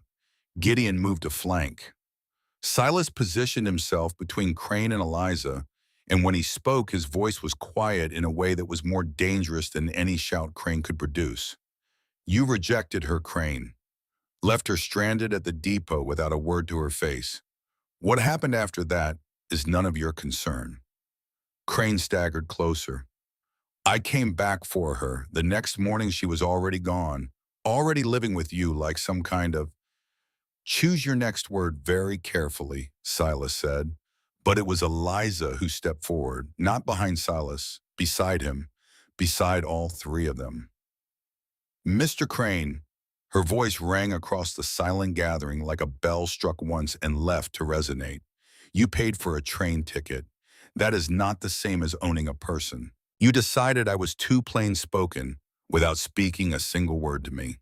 You rejected me through a letter handed to a station master because you did not have the courage to face me yourself. And now you stand here drunk and shouting, claiming rights. You surrendered the moment you walked out that back door. She paused. The crowd held its breath. The lanterns flickered in the wind. The mountains watched from every direction. I am not property. I am not freight to be claimed and returned at convenience. I am a woman who traveled 2,500 miles on faith, and the only men who showed me any decency that day are the ones standing beside me now. Her voice dropped. Cold, final, absolute. Your opportunity ended when you decided I was not good enough without bothering to know me. Please excuse us.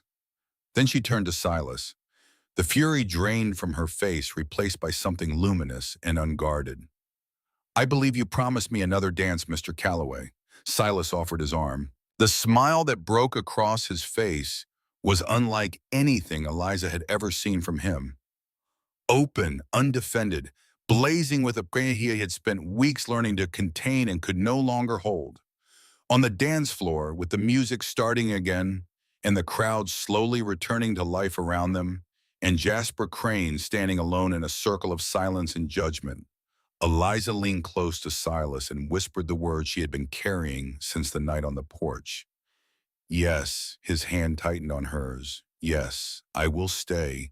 I will be your wife, your real wife. All three of you. She pulled back to look into his eyes. Not because I need shelter, not because of the arrangement, because I have come to care for you, all three of you, far more than I ever expected to. 1 week after Founders Day, the letter arrived. A thick envelope addressed to Mrs. Eliza Calloway. Inside, a single sheet of paper in handwriting she had never seen. It was from a woman named Sarah Jennings. She claimed to be Silas Calloway's wife. Eliza read it at the kitchen table. She read it twice. Then she set it down and pressed her hands flat on the wood because the room had begun to tilt. If this was true, if Silas had lied about everything, about being alone, about needing a wife, about the arrangement being clean and honest. If this was true, then Eliza was not a woman who had found love.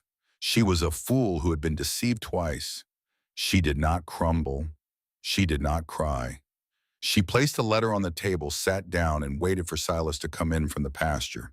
He saw the letter. He saw her face. And something in his storm-gray eyes shifted. Not guilt, recognition. The look of a man watching a storm he has known was coming, finally break across the sky. Sit down, Eliza said. Explain. He explained. Married in Cheyenne 4 years ago, Sarah left after 3 months, stole his savings, disappeared with a railroad surveyor. The territorial court granted a dissolution 6 months later. Legal, final, over. Eliza listened without interruption. Then she looked at Giddy Hun, who stood in the doorway with pain written across his face like scripture. You knew, she said. Not a question. I knew, Gideon said. He asked me to keep it in confidence. She looked at Boone, white-faced in the hallway. I did not know, Boone said. And his voice was thin with a betrayal aimed not at Eliza but at Silas. Show me the papers, Eliza said. Silas brought them. She read them 3 times. The dissolution was legitimate, signed, sealed, final. She looked at Silas across the kitchen table. This man she had chosen. This man she was furious with. This man whose face still made her chest tighten even when she wanted to throw the coffee pot at his head. "You should have told me," she said, "before the dance, before the proposal, before I stood in front of the entire town and told Jasper Crane that you were the only men who showed me decency. Not because I demand perfection, because I demand respect. Respect is trusting me enough to hear the truth." Silas did not defend himself, did not make excuses. He sat there and absorbed the words like a man standing in rain he knows he deserves. "I was afraid," he said, and the word afraid from this man, this granite, unshakable man, was so unexpected that the room went still. "If I told you about Sarah, about the failure, you would have thought I was damaged goods. Another man with a messy past offering another messy deal." Eliza was quiet for a long time.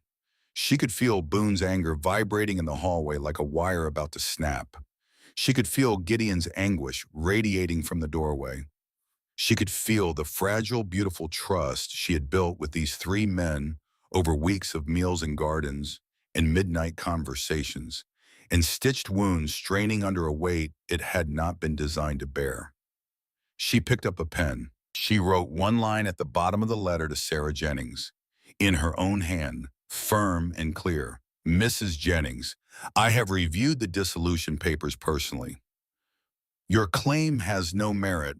I suggest you direct your energies elsewhere. Eliza Calloway."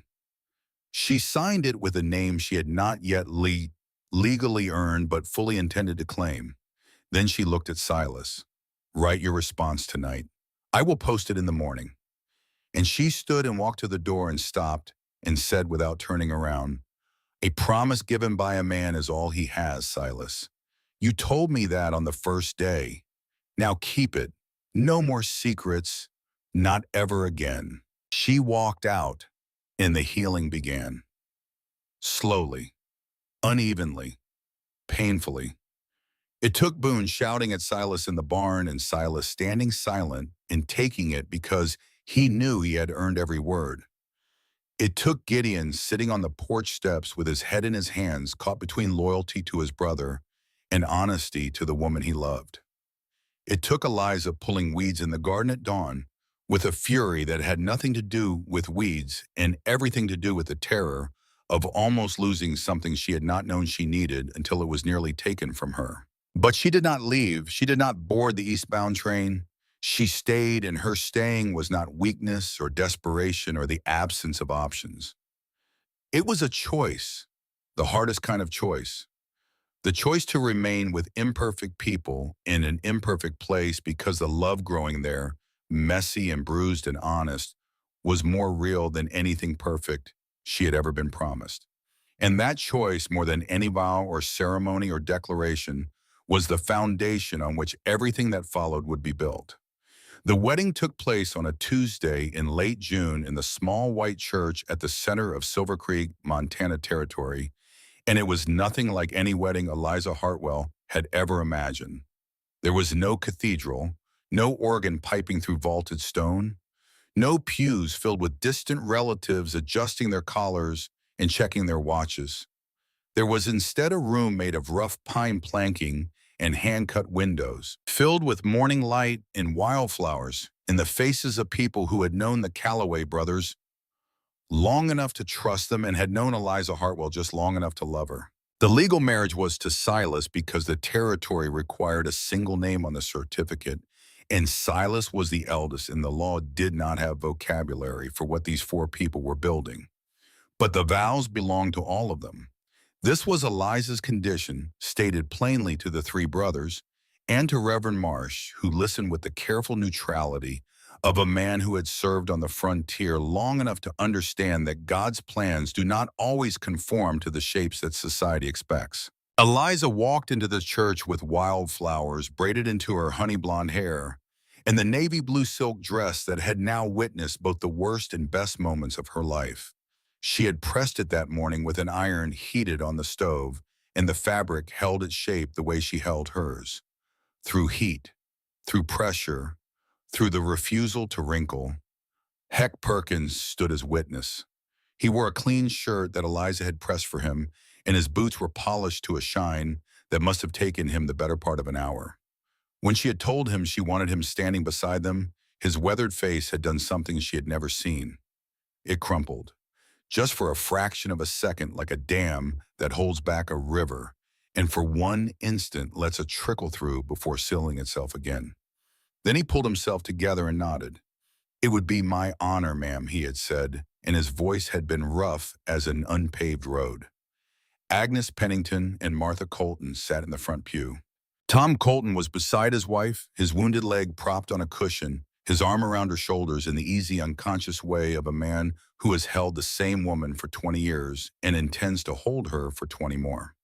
A dozen ranching families filled the small space, people Eliza had known for weeks, not years, but who had welcomed her with a generosity that still caught her off guard each time she encountered it. The three Calloway brothers stood at the altar, Silas in the center, dark suit, clean-shaven, hair combed, boots polished. He looked like a man who had prepared for this moment with the same thoroughness he gave to everything, quietly, carefully, leaving nothing to chance. His storm gray eyes found Eliza the moment she appeared in the doorway, and they did not leave her face for the rest of the ceremony. Gideon to his right, the middle brother, the heart. His whiskey-colored eyes were bright with an emotion he was not trying to hide, not today. And the gentle smile on his face was the most beautiful thing Eliza had seen since the first green shoots appeared in the garden. Boone to Silas's left, the youngest. The fire, a thin scar still visible through his shirt where the bullet had torn through him, healed now but permanent, a reminder written in his flesh that some things cost blood and are worth every drop. His crooked grin was fighting a losing battle against his attempt at solemnity, and Eliza loved him for the struggle. When she reached the altar, Silas took her hand. His grip trembled, the first time she had ever felt this man shake. And that small tremor, that tiny fracture in his iron composure, told her more about what this moment meant to him than any speech could have conveyed. Reverend Marsh spoke the words. Eliza spoke her vows in a clear voice that carried to the back of the church. She spoke them facing Silas, but her eyes moved to Gideon and then to Boone. And every person in that room understood that she was not marrying one man. She was joining a family. Silas spoke his vows in a voice that was steady, except at the very end when he said, "I do," and the words came out thick as if they had to push past something in his throat that he had been holding back for 14 years. When the Reverend pronounced them husband and wife, Silas kissed her. Not the careful, restrained gesture of a man performing for an audience. A real kiss, tender and full and promising. And Eliza felt it travel through her entire body the way warmth travels through a house when someone finally lights the fire after a long, cold night.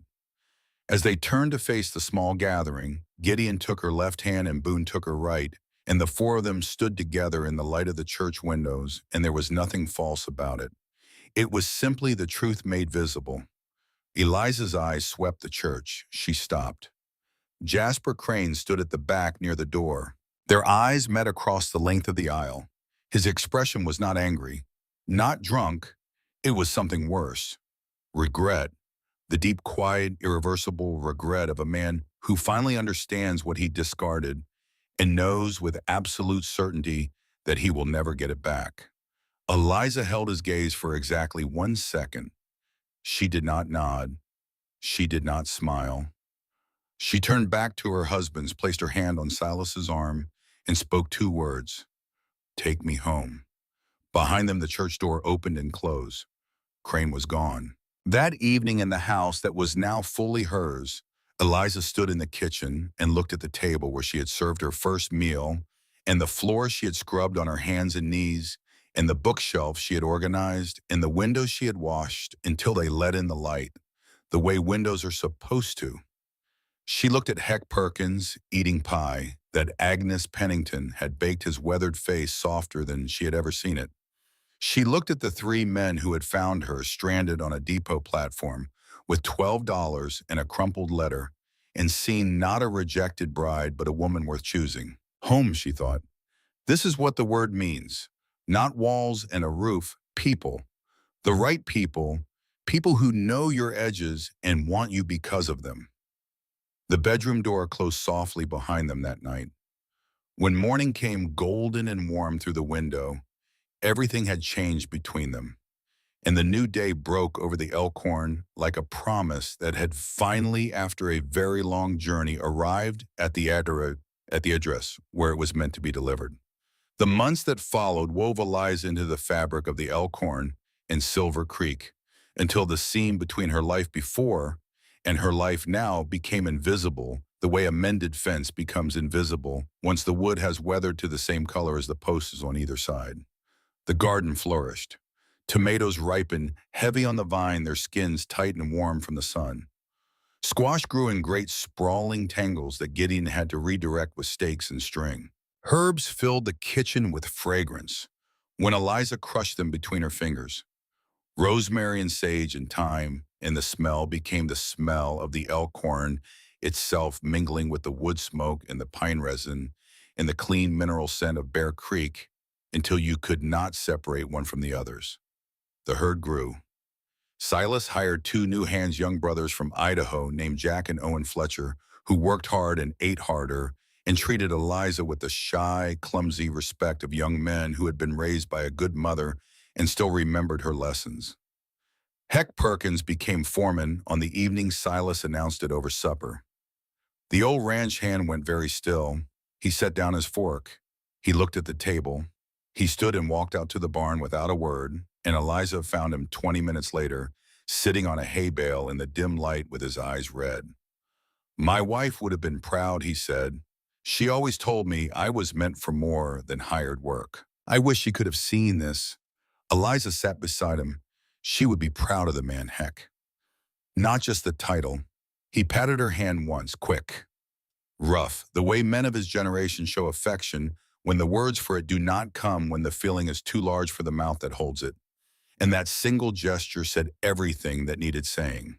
The Elkhorn changed, and the change went deeper than curtains and cornbread. It became a place people came to. Ranchers stopped by for coffee and stayed for conversation. Wives brought pies and gossip and the small, essential currency of community. Children ran through the yard while their parents talked cattle prices on the porch. The house that had been a fortress of solitude, a place where three men and an old ranch hand survived but did not live, became the center of warmth in a valley that had too little of it. And the marriage grew roots. They argued, of course. Eliza was opinionated and Silas was stubborn, and Boone had a temper that could heat a room faster than a stove, and Gideon, for all his gentleness, held his positions with the quiet immovability of a man who has thought them through completely and sees no reason to reconsider. They argued about money and fencing and whether to sell 20 head in the spring or wait for better prices in the fall. They argued about Eliza's insistence on riding out alone to check the south pasture, which all three brothers considered dangerous, and Eliza considered none of their business. But they never went to bed angry. That was Eliza's rule established on their second night together, and all three brothers honored it, even when honoring it meant sitting at the kitchen table until midnight, talking through whatever had come between them until it was resolved or at least understood. You are the most stubborn woman I have ever met, Silas told her one night after a particularly fierce disagreement about the household accounts. And you married me anyway, Eliza replied, which makes one of us foolish and the other determined. Gideon from the corner without looking up from his book. You are both stubborn. That is why it works. Boone whittling a small horse for the mantelpiece. It is also why the rest of us cannot sleep. Could you argue more quietly?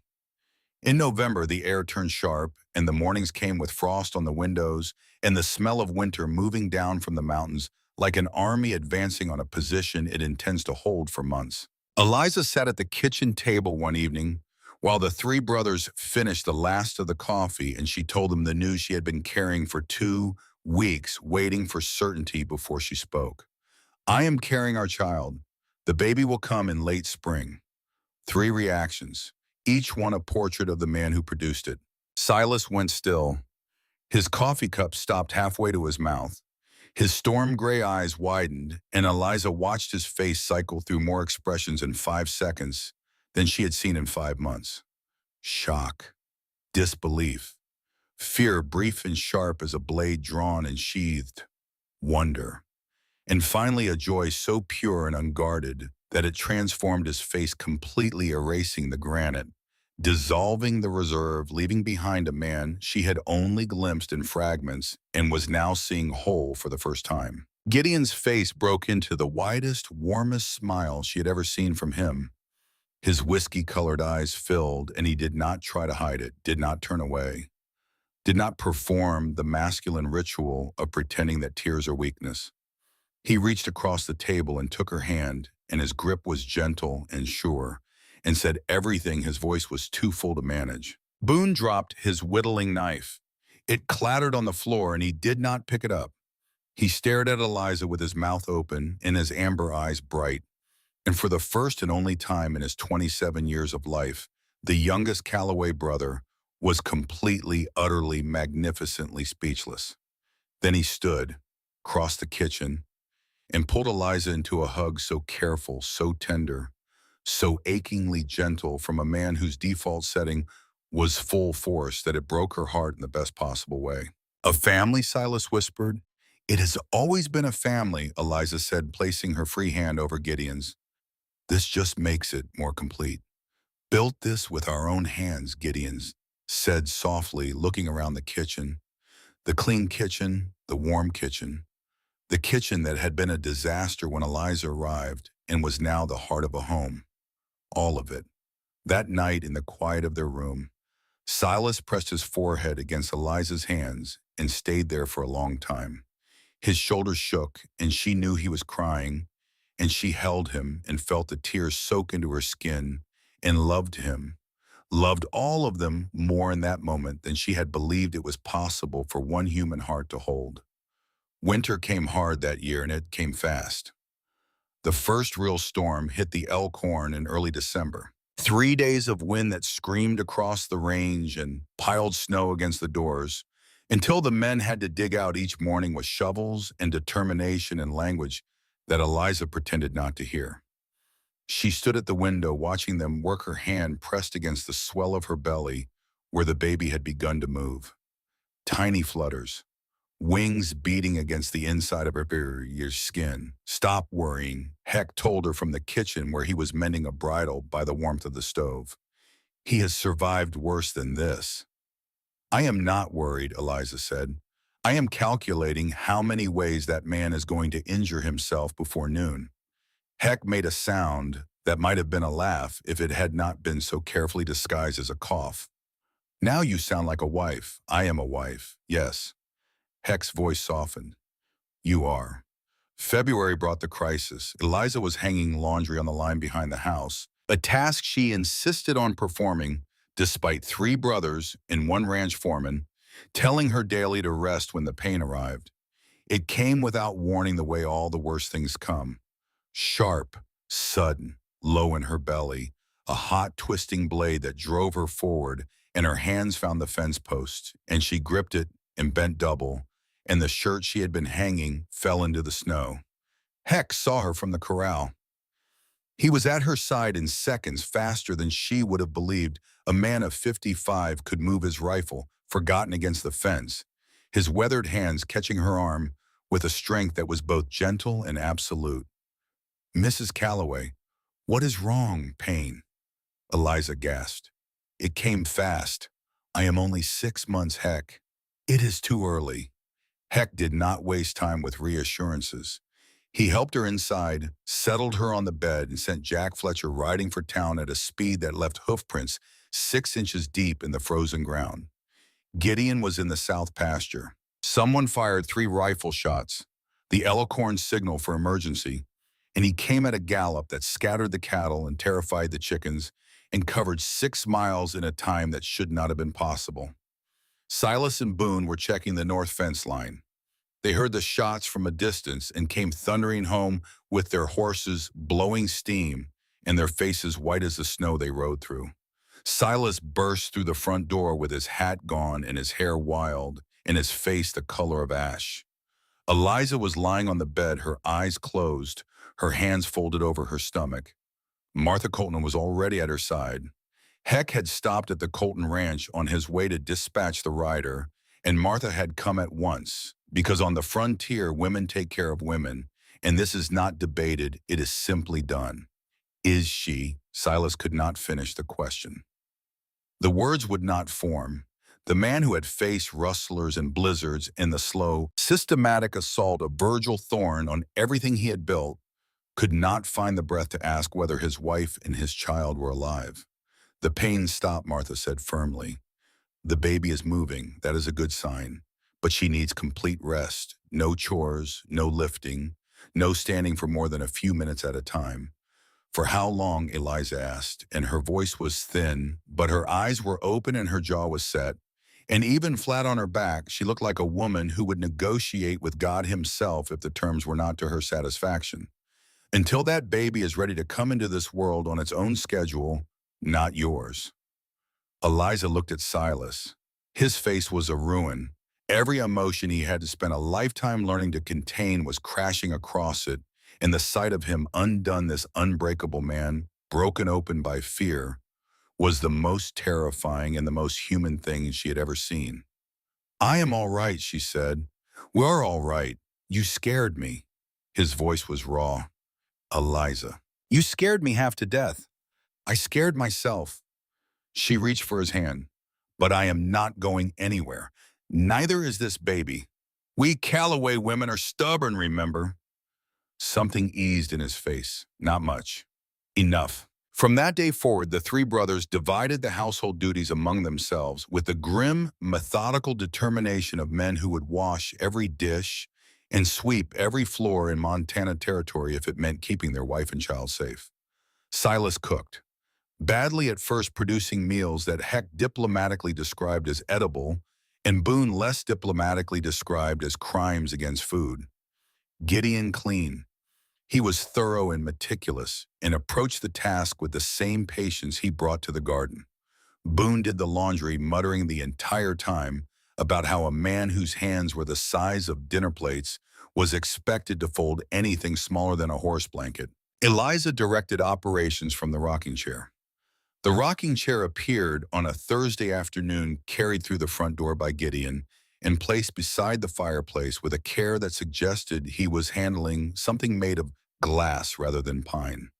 It was beautifully made, hand-sanded until the wood was smooth as riverstone, arms wide enough to hold a book, runner-shaped in a gentle curve that produced a sound when set in motion, like the breathing of a sleeping child.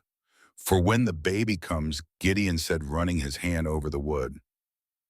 And for now, when did you make this? Eliza asked, and her voice caught because she could see the hours of work in every joint and curve. Weeks of labor, done in secret, done with love. I started the week after the wedding, Gideon said. I wanted you to have something that was just yours. Eliza's eyes filled. She had cried exactly once since arriving in Silver Creek the night she discovered Silas's secret. She had promised herself she would not cry again. But this was different. This was not grief or betrayal or fear. This was the weight of being loved by men who showed it not in declarations or grand gestures, but in rocking chairs and stitched wounds and midnight conversations and calloused hands that could shoe a horse and hold a woman with equal tenderness. Spring arrived the way it always arrives in Montana. Slowly at first, testing the ground, sending scouts of green through the retreating snow. Then all at once, as if the season lost patience with its own caution and decided to commit. The snow receded, the grass turned green, the garden soil thawed, and Gideon was in it before the last frost had fully passed, turning earth and planting seeds with the focused intensity of a man honoring a promise he had made to himself and to the woman watching from the porch. Eliza's belly was enormous now, the baby due any week. She sat in the rocking chair each morning and watched the ranch come alive around her and felt the restlessness of a woman who had spent months being still and was vibrating with the need to move. It was on one of these mornings that Virgil Thorne rode up the Elkhorn Road with 6 armed men behind him. Silas saw them first. He was coming in from the north pasture, and the change in his body was immediate. Shoulders squared, jaw set, hands moving to the rifle on his saddle before his horse had stopped. By the time Thorne reached the gate, the 3 Calloway brothers were standing on the porch in a line. Silas at center, Gideon to his left, Boone to his right, Heck behind them with a rifle he held, with the casual competence of a man who had been handling firearms since before most of these hired guns were born. Eliza watched from the rocking chair. She did not stand. She did not need to. Calloway Thorne said, impeccable as always, polished boots, pressed coat, the smile of a man who has rehearsed his victory speech and is eager to deliver it. I have here a petition to the territorial court challenging the legality of your marriage. Under Montana territorial law, a marriage contracted under fraudulent pretenses, specifically the presence of multiple cohabitants, is grounds for annulment. If the marriage is annulled, Mrs. Calloway has no legal claim to this property, and a single man's homestead of this size without evidence of a stable household is subject to review. He produced a sheaf of papers from his coat and held them out like a weapon. In short, Calloway, your domestic arrangement may have charmed the townsfolk, but it will not survive a territorial court. I am offering you one final opportunity to sell the water rights on Bear Creek before this becomes unpleasant for everyone involved. The silence that followed was the silence of a courtroom before the verdict. Eliza could hear the wind in the pines, the distant voice of Bear Creek running over stone, the breathing of the horses. Then she spoke. Mr. Thorne, may I see those papers? Her voice was calm, not loud. She had never needed loud. She had the kind of voice that travels through stillness, the way light travels through clear water, reaching everything, missing nothing. Thorne hesitated. Then, with the condescending half-smile of a man who believes that legal documents are beyond a woman's comprehension, he stepped forward and placed the papers in her hands. Eliza read them, carefully, thoroughly, 3 times, the way she read everything that mattered. The porch was silent. 3 brothers watched. Heck watched. 6 armed men watched. Thorne watched, and Eliza noted with satisfaction that his smile was beginning to erode around the edges as the reading took considerably longer than he had expected. When she looked up, her expression had not changed, but her eyes, those cornflower blue eyes that had first opened in a tenement in Boston and had seen poverty and fire and death in the inside of a factory, in the endless breadth of the American prairie, in the face of a man who rejected her through a window, in the faces of 3 men who did not held a light that Virgil Thorne had never had directed at him before. Mr. Thorne, she said, this petition cites Section 14 of the Montana Territorial Homestead Act of 1867, which governs marriage-based land claims. However, you appear to have overlooked Amendment 3 to that section ratified in 1871, which states that a homestead claim is not subject to marital review if the claimant has held continuous title for a period exceeding 5 years and has made documented improvements to the property during that period. She paused. Let the words land. Let them settle. Silas Calloway has held title to the Elkhorn for 10 years. The improvements are documented in county records. Records I requested by post from the territorial registrar in Helena and received certified copies of 2 months ago before I was confined to this chair. The first crack appeared in Thorne's composure. Small, but visible. Furthermore, Eliza continued, her voice gaining the quiet authority of a woman who has done her homework and knows that your petition characterizes our marriage as fraudulent. I hold a certificate of marriage signed by Reverend Marsh and witnessed by Heck Perkins, filed with the territorial registrar. The certificate names Silas James Calloway and Eliza Rose Hartwell. 1 man, 1 woman. Whatever assumptions you have made about our household are precisely that, assumptions, and I suspect the territorial court will find them insufficient. She folded the papers. held them out to Thorne.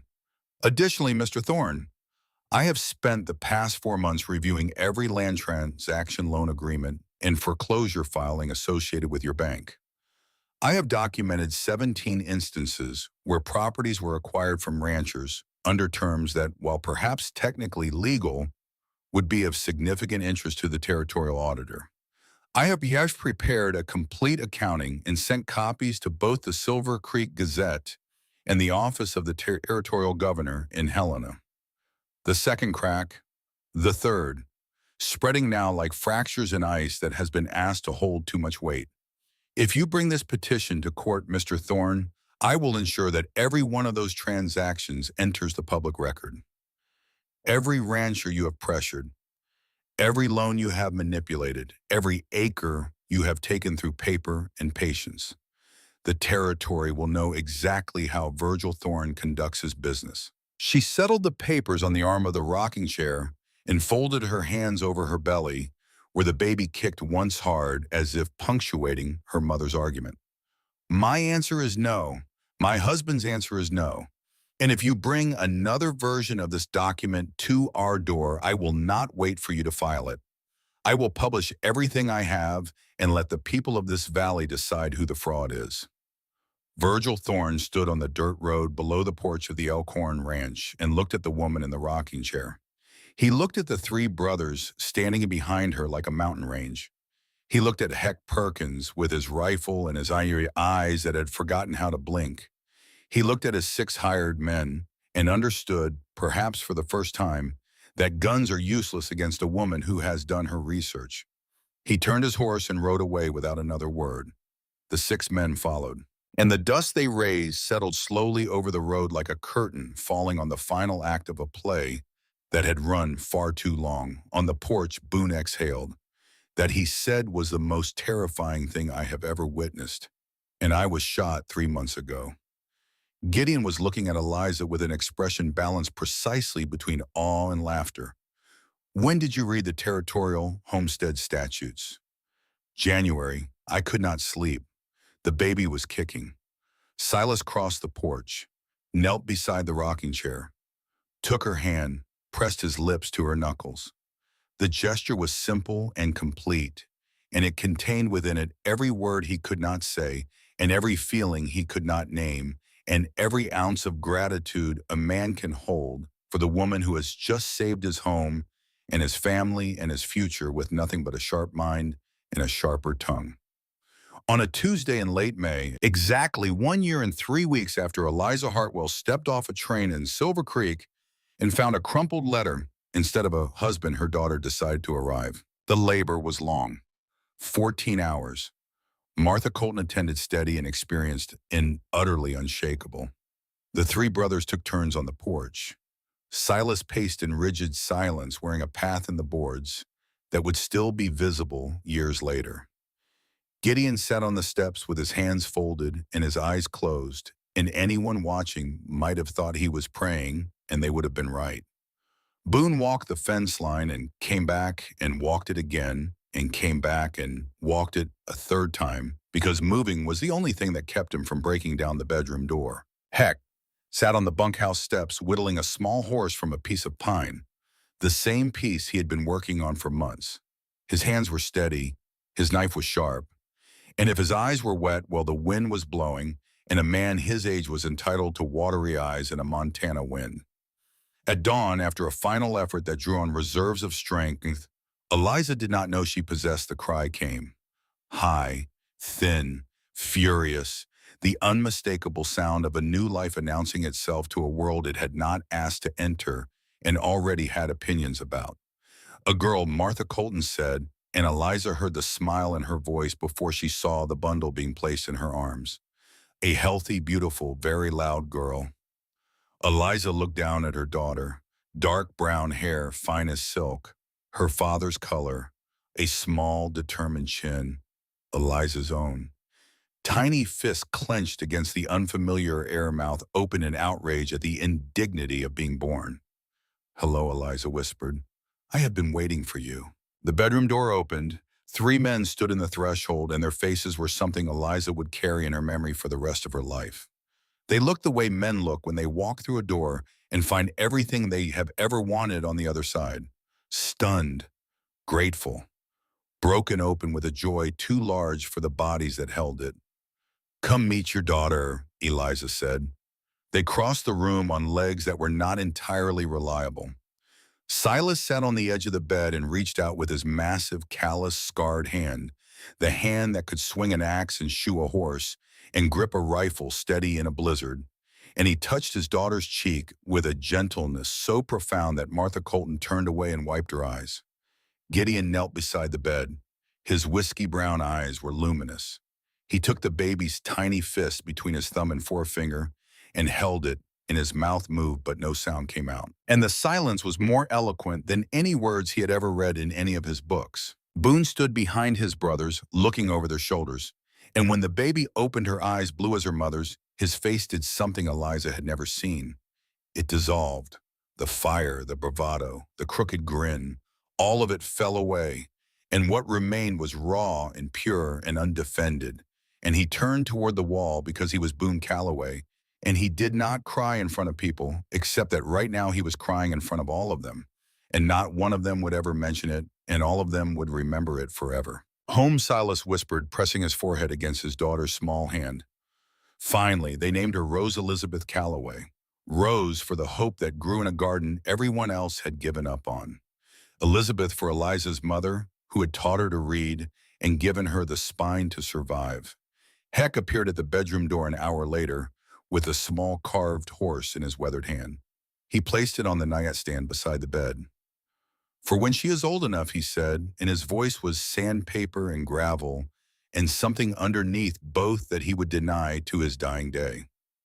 "My wife used to make these, for the children she always wanted." Eliza reached for his hand. "She has a grandfather now, whether he likes it or not." Heck's jaw worked. He nodded once, squeezed her hand, and walked out of the room before his composure could fail him completely, though from the hallway Eliza heard a sound that might have been a cough and might have been something else entirely. The seasons turned. Spring to summer, summer to autumn, autumn to the second winter, which came gentler than the first, as if the mountains had decided to show mercy. Rose grew the way everything on the Elkhorn grew, stubbornly, vigorously, on her own terms. By 6 months, she was crawling across the kitchen floor at a speed that terrified everyone and delighted Heck, who built a wooden gate for the doorway and appointed himself her unofficial guardian. Jasper Crane sold his holdings to a cattle company out of Denver and left Silver Creek for California without saying goodbye to anyone. Emmett Guthrie at the depot mentioned it to Eliza when she picked up the mail. "Packed up and gone," the old station master said, shaking his head. Did not say farewell to a soul. Eliza tucked the mail under her arm and felt nothing. Not forgiveness. That was too generous. Not bitterness. That was too expensive. Just the clean, clear absence of a weight she had been carrying without knowing it, lifted now and gone. Virgil Thorne resigned from the bank the following spring after the territorial auditor completed a review, prompted by certain documents that had been submitted to the governor's office by a woman whose name Thorne could not speak without his jaw tightening. He sold his house. He moved east. The ranchers he had pressured began one by one to reclaim what was theirs. And in the autumn after Rose was born, a letter arrived at the Elkhorn that made Eliza sit down at the kitchen table and press both hands over her mouth. She had sent the money, every month, without fail. And now Aunt Fletcher was writing to say that the doctors believed the mountain air might help, and Nell was strong enough to travel, and if Eliza would send the fare, her sister could come west. Eliza sent the fare that afternoon. 6 weeks later, she stood on the Silver Creek Depot platform, the same platform where she had stood alone with $12 and a crumpled letter, and watched the westbound train pull in. Nell stepped down, 15 years old, thin, pale, but breathing. Breathing without the whistle, breathing without the rattle, breathing in the clean mountain air of Montana Territory, the way a drowning person breathes when they finally break the surface. The sisters held each other on the platform for a long time. Then Nell pulled back and looked past Eliza at the wagon where three enormous men stood waiting. Rose sat on Silas's shoulders pulling his hair. Gideon held the reins. Boone leaned against the wagon with his arms crossed and his crooked grin in full effect. Nell's eyes went very wide. "You said you married," she said. "You did not say you married an entire mountain." Eliza laughed. The sound of it filled the depot and spilled out into the street and carried on the wind toward the peaks. And it was the sound of a woman who had kept her promise. Gideon had prepared a room. Boone had built a bed. Heck had carved a small horse for the nightstand. And Nell, who had spent 2 years in a Boston boarding house, coughing blood into handkerchiefs, slept that first night in clean mountain airs with the window open, in the sound of Bear Creek, in the enormous star-filled silence of a world that had room enough for one more. 25 years passed. They passed the way years pass on a working ranch, in seasons, in harvests, in the slow, steady accumulation of days that are not dramatic or extraordinary, but are lived fully, each one earned by the labor of hands and the endurance of hearts that refuse to quit. In 1903, Eliza sat in the rocking chair on the porch of the Elkhorn Ranch. The same rocking chair, Gideon's chair, worn smooth now by a quarter century of use, the wood dark with the oils of her hands, and the countless evenings she had spent in it, rocking children to sleep, reading by lamplight, watching the sun set behind the mountains. Her hair was silver at the temples. Her hands were strong, still quick, still clever. Her eyes were the same cornflower blue they had always been, and they missed nothing. The porch was full. Rose 24, now tall and straight, with her mother's chin and Silas's storm gray eyes, sat in a chair reading to her two small sons who listened with the rapt attention of boys who have not yet learned that sitting still is supposed to be difficult. Thomas, 23, auburn-haired like Boone, gentle like Gideon, was mending fence in the south pasture with one of the Fletcher boys. Nell, 39, now healthy, married to a carpenter in town, sat beside Eliza with knitting in her lap and the easy silence of two sisters who have said everything that needs saying and are content to simply be near each other. Silas came up from the barn. His hair was white, his back was straight, his storm gray eyes were sharp as they had ever been, and when he reached the porch, his hand found Eliza's shoulder, the way it always found it, without searching, without thinking, the way a compass needle finds north. Gideon sat on the steps with a book and his youngest grandchild sleeping against his shoulder. His whiskey-brown eyes had wrinkles at the corners, now the kind that come from a lifetime of smiling, and his hands, still calloused, still gentle, rested on the child's back with the same tenderness he had shown the first seedling he ever planted in the garden. Boone was in the yard throwing a ball to Rose's boys, laughing with the full, unguarded joy of a man who had learned finally that he was not expendable, that he had never been expendable, that the woman who told him so 25 years ago, on a night when she bandaged his hands and spoke the truth into his fear, had been right about him all along. Heck was gone. He had passed in his sleep 3 winters ago. Peaceful, the way a man passes when he has nothing left undone and no one left to disappoint. The carved horse he had made for Rose sat on the bookshelf in the main room next to the one he had carved for Thomas, next to the last one he had ever made, his hands shaking with age but still steady enough for this one final act of love carved for Rose's firstborn son. "What are you thinking?" Silas asked, standing beside the rocking chair the way he had stood beside her for 25 years. Present, solid, unmovable. Eliza looked out at the Elkhorn, the garden green and abundant, the herd on the far hill, Bear Creek catching the afternoon sun, the mountains standing guard in every direction, the same mountains that had watched her arrive on a dusty wagon with nothing but a trunk and $12 and a determination that had turned out to be worth more than gold. "I am thinking," she said softly, "that sometimes life delivers you to exactly where you need to be. It just uses a road you never would have chosen." Silas kissed the top of her head. 25 years, and the gesture still made her heart lift the way it had lifted the first time in the church, in the light with wildflowers in her hair, and the future wide open before them. 1 year later, Eliza was at the Silver Creek Depot picking up the mail when she saw her. A young woman, early 20s, dark hair, pale face, standing alone on the platform with a trunk at her feet and a piece of paper trembling in her hands. Her dress was wrinkled from travel. Her eyes were red. She had the look of someone who had come a very long way to find a very short rejection. Eliza recognized the look because she had worn it herself on this exact platform 26 years ago. She walked over, did not rush, did not overwhelm. She stood beside the young woman the way someone stands beside a person on the edge of a cliff, close enough to catch, far enough to not push. "He did not come," the woman whispered. "He watched me through the window and he said I was not what he expected." Eliza was quiet for a moment. She looked at the depot, the same warped planking, the same tin roof, the same sign that had rusted from black to the color of old blood. She looked at the platform where she had stood alone with 9 words and $12 and nowhere left to go. She looked at the sky, still vast, still blue, still pressing down on the land like a hand, holding the world in place. "Come with me," she said. Her voice was gentle and firm and carried the full weight of everything she had lived and lost and fought for and found.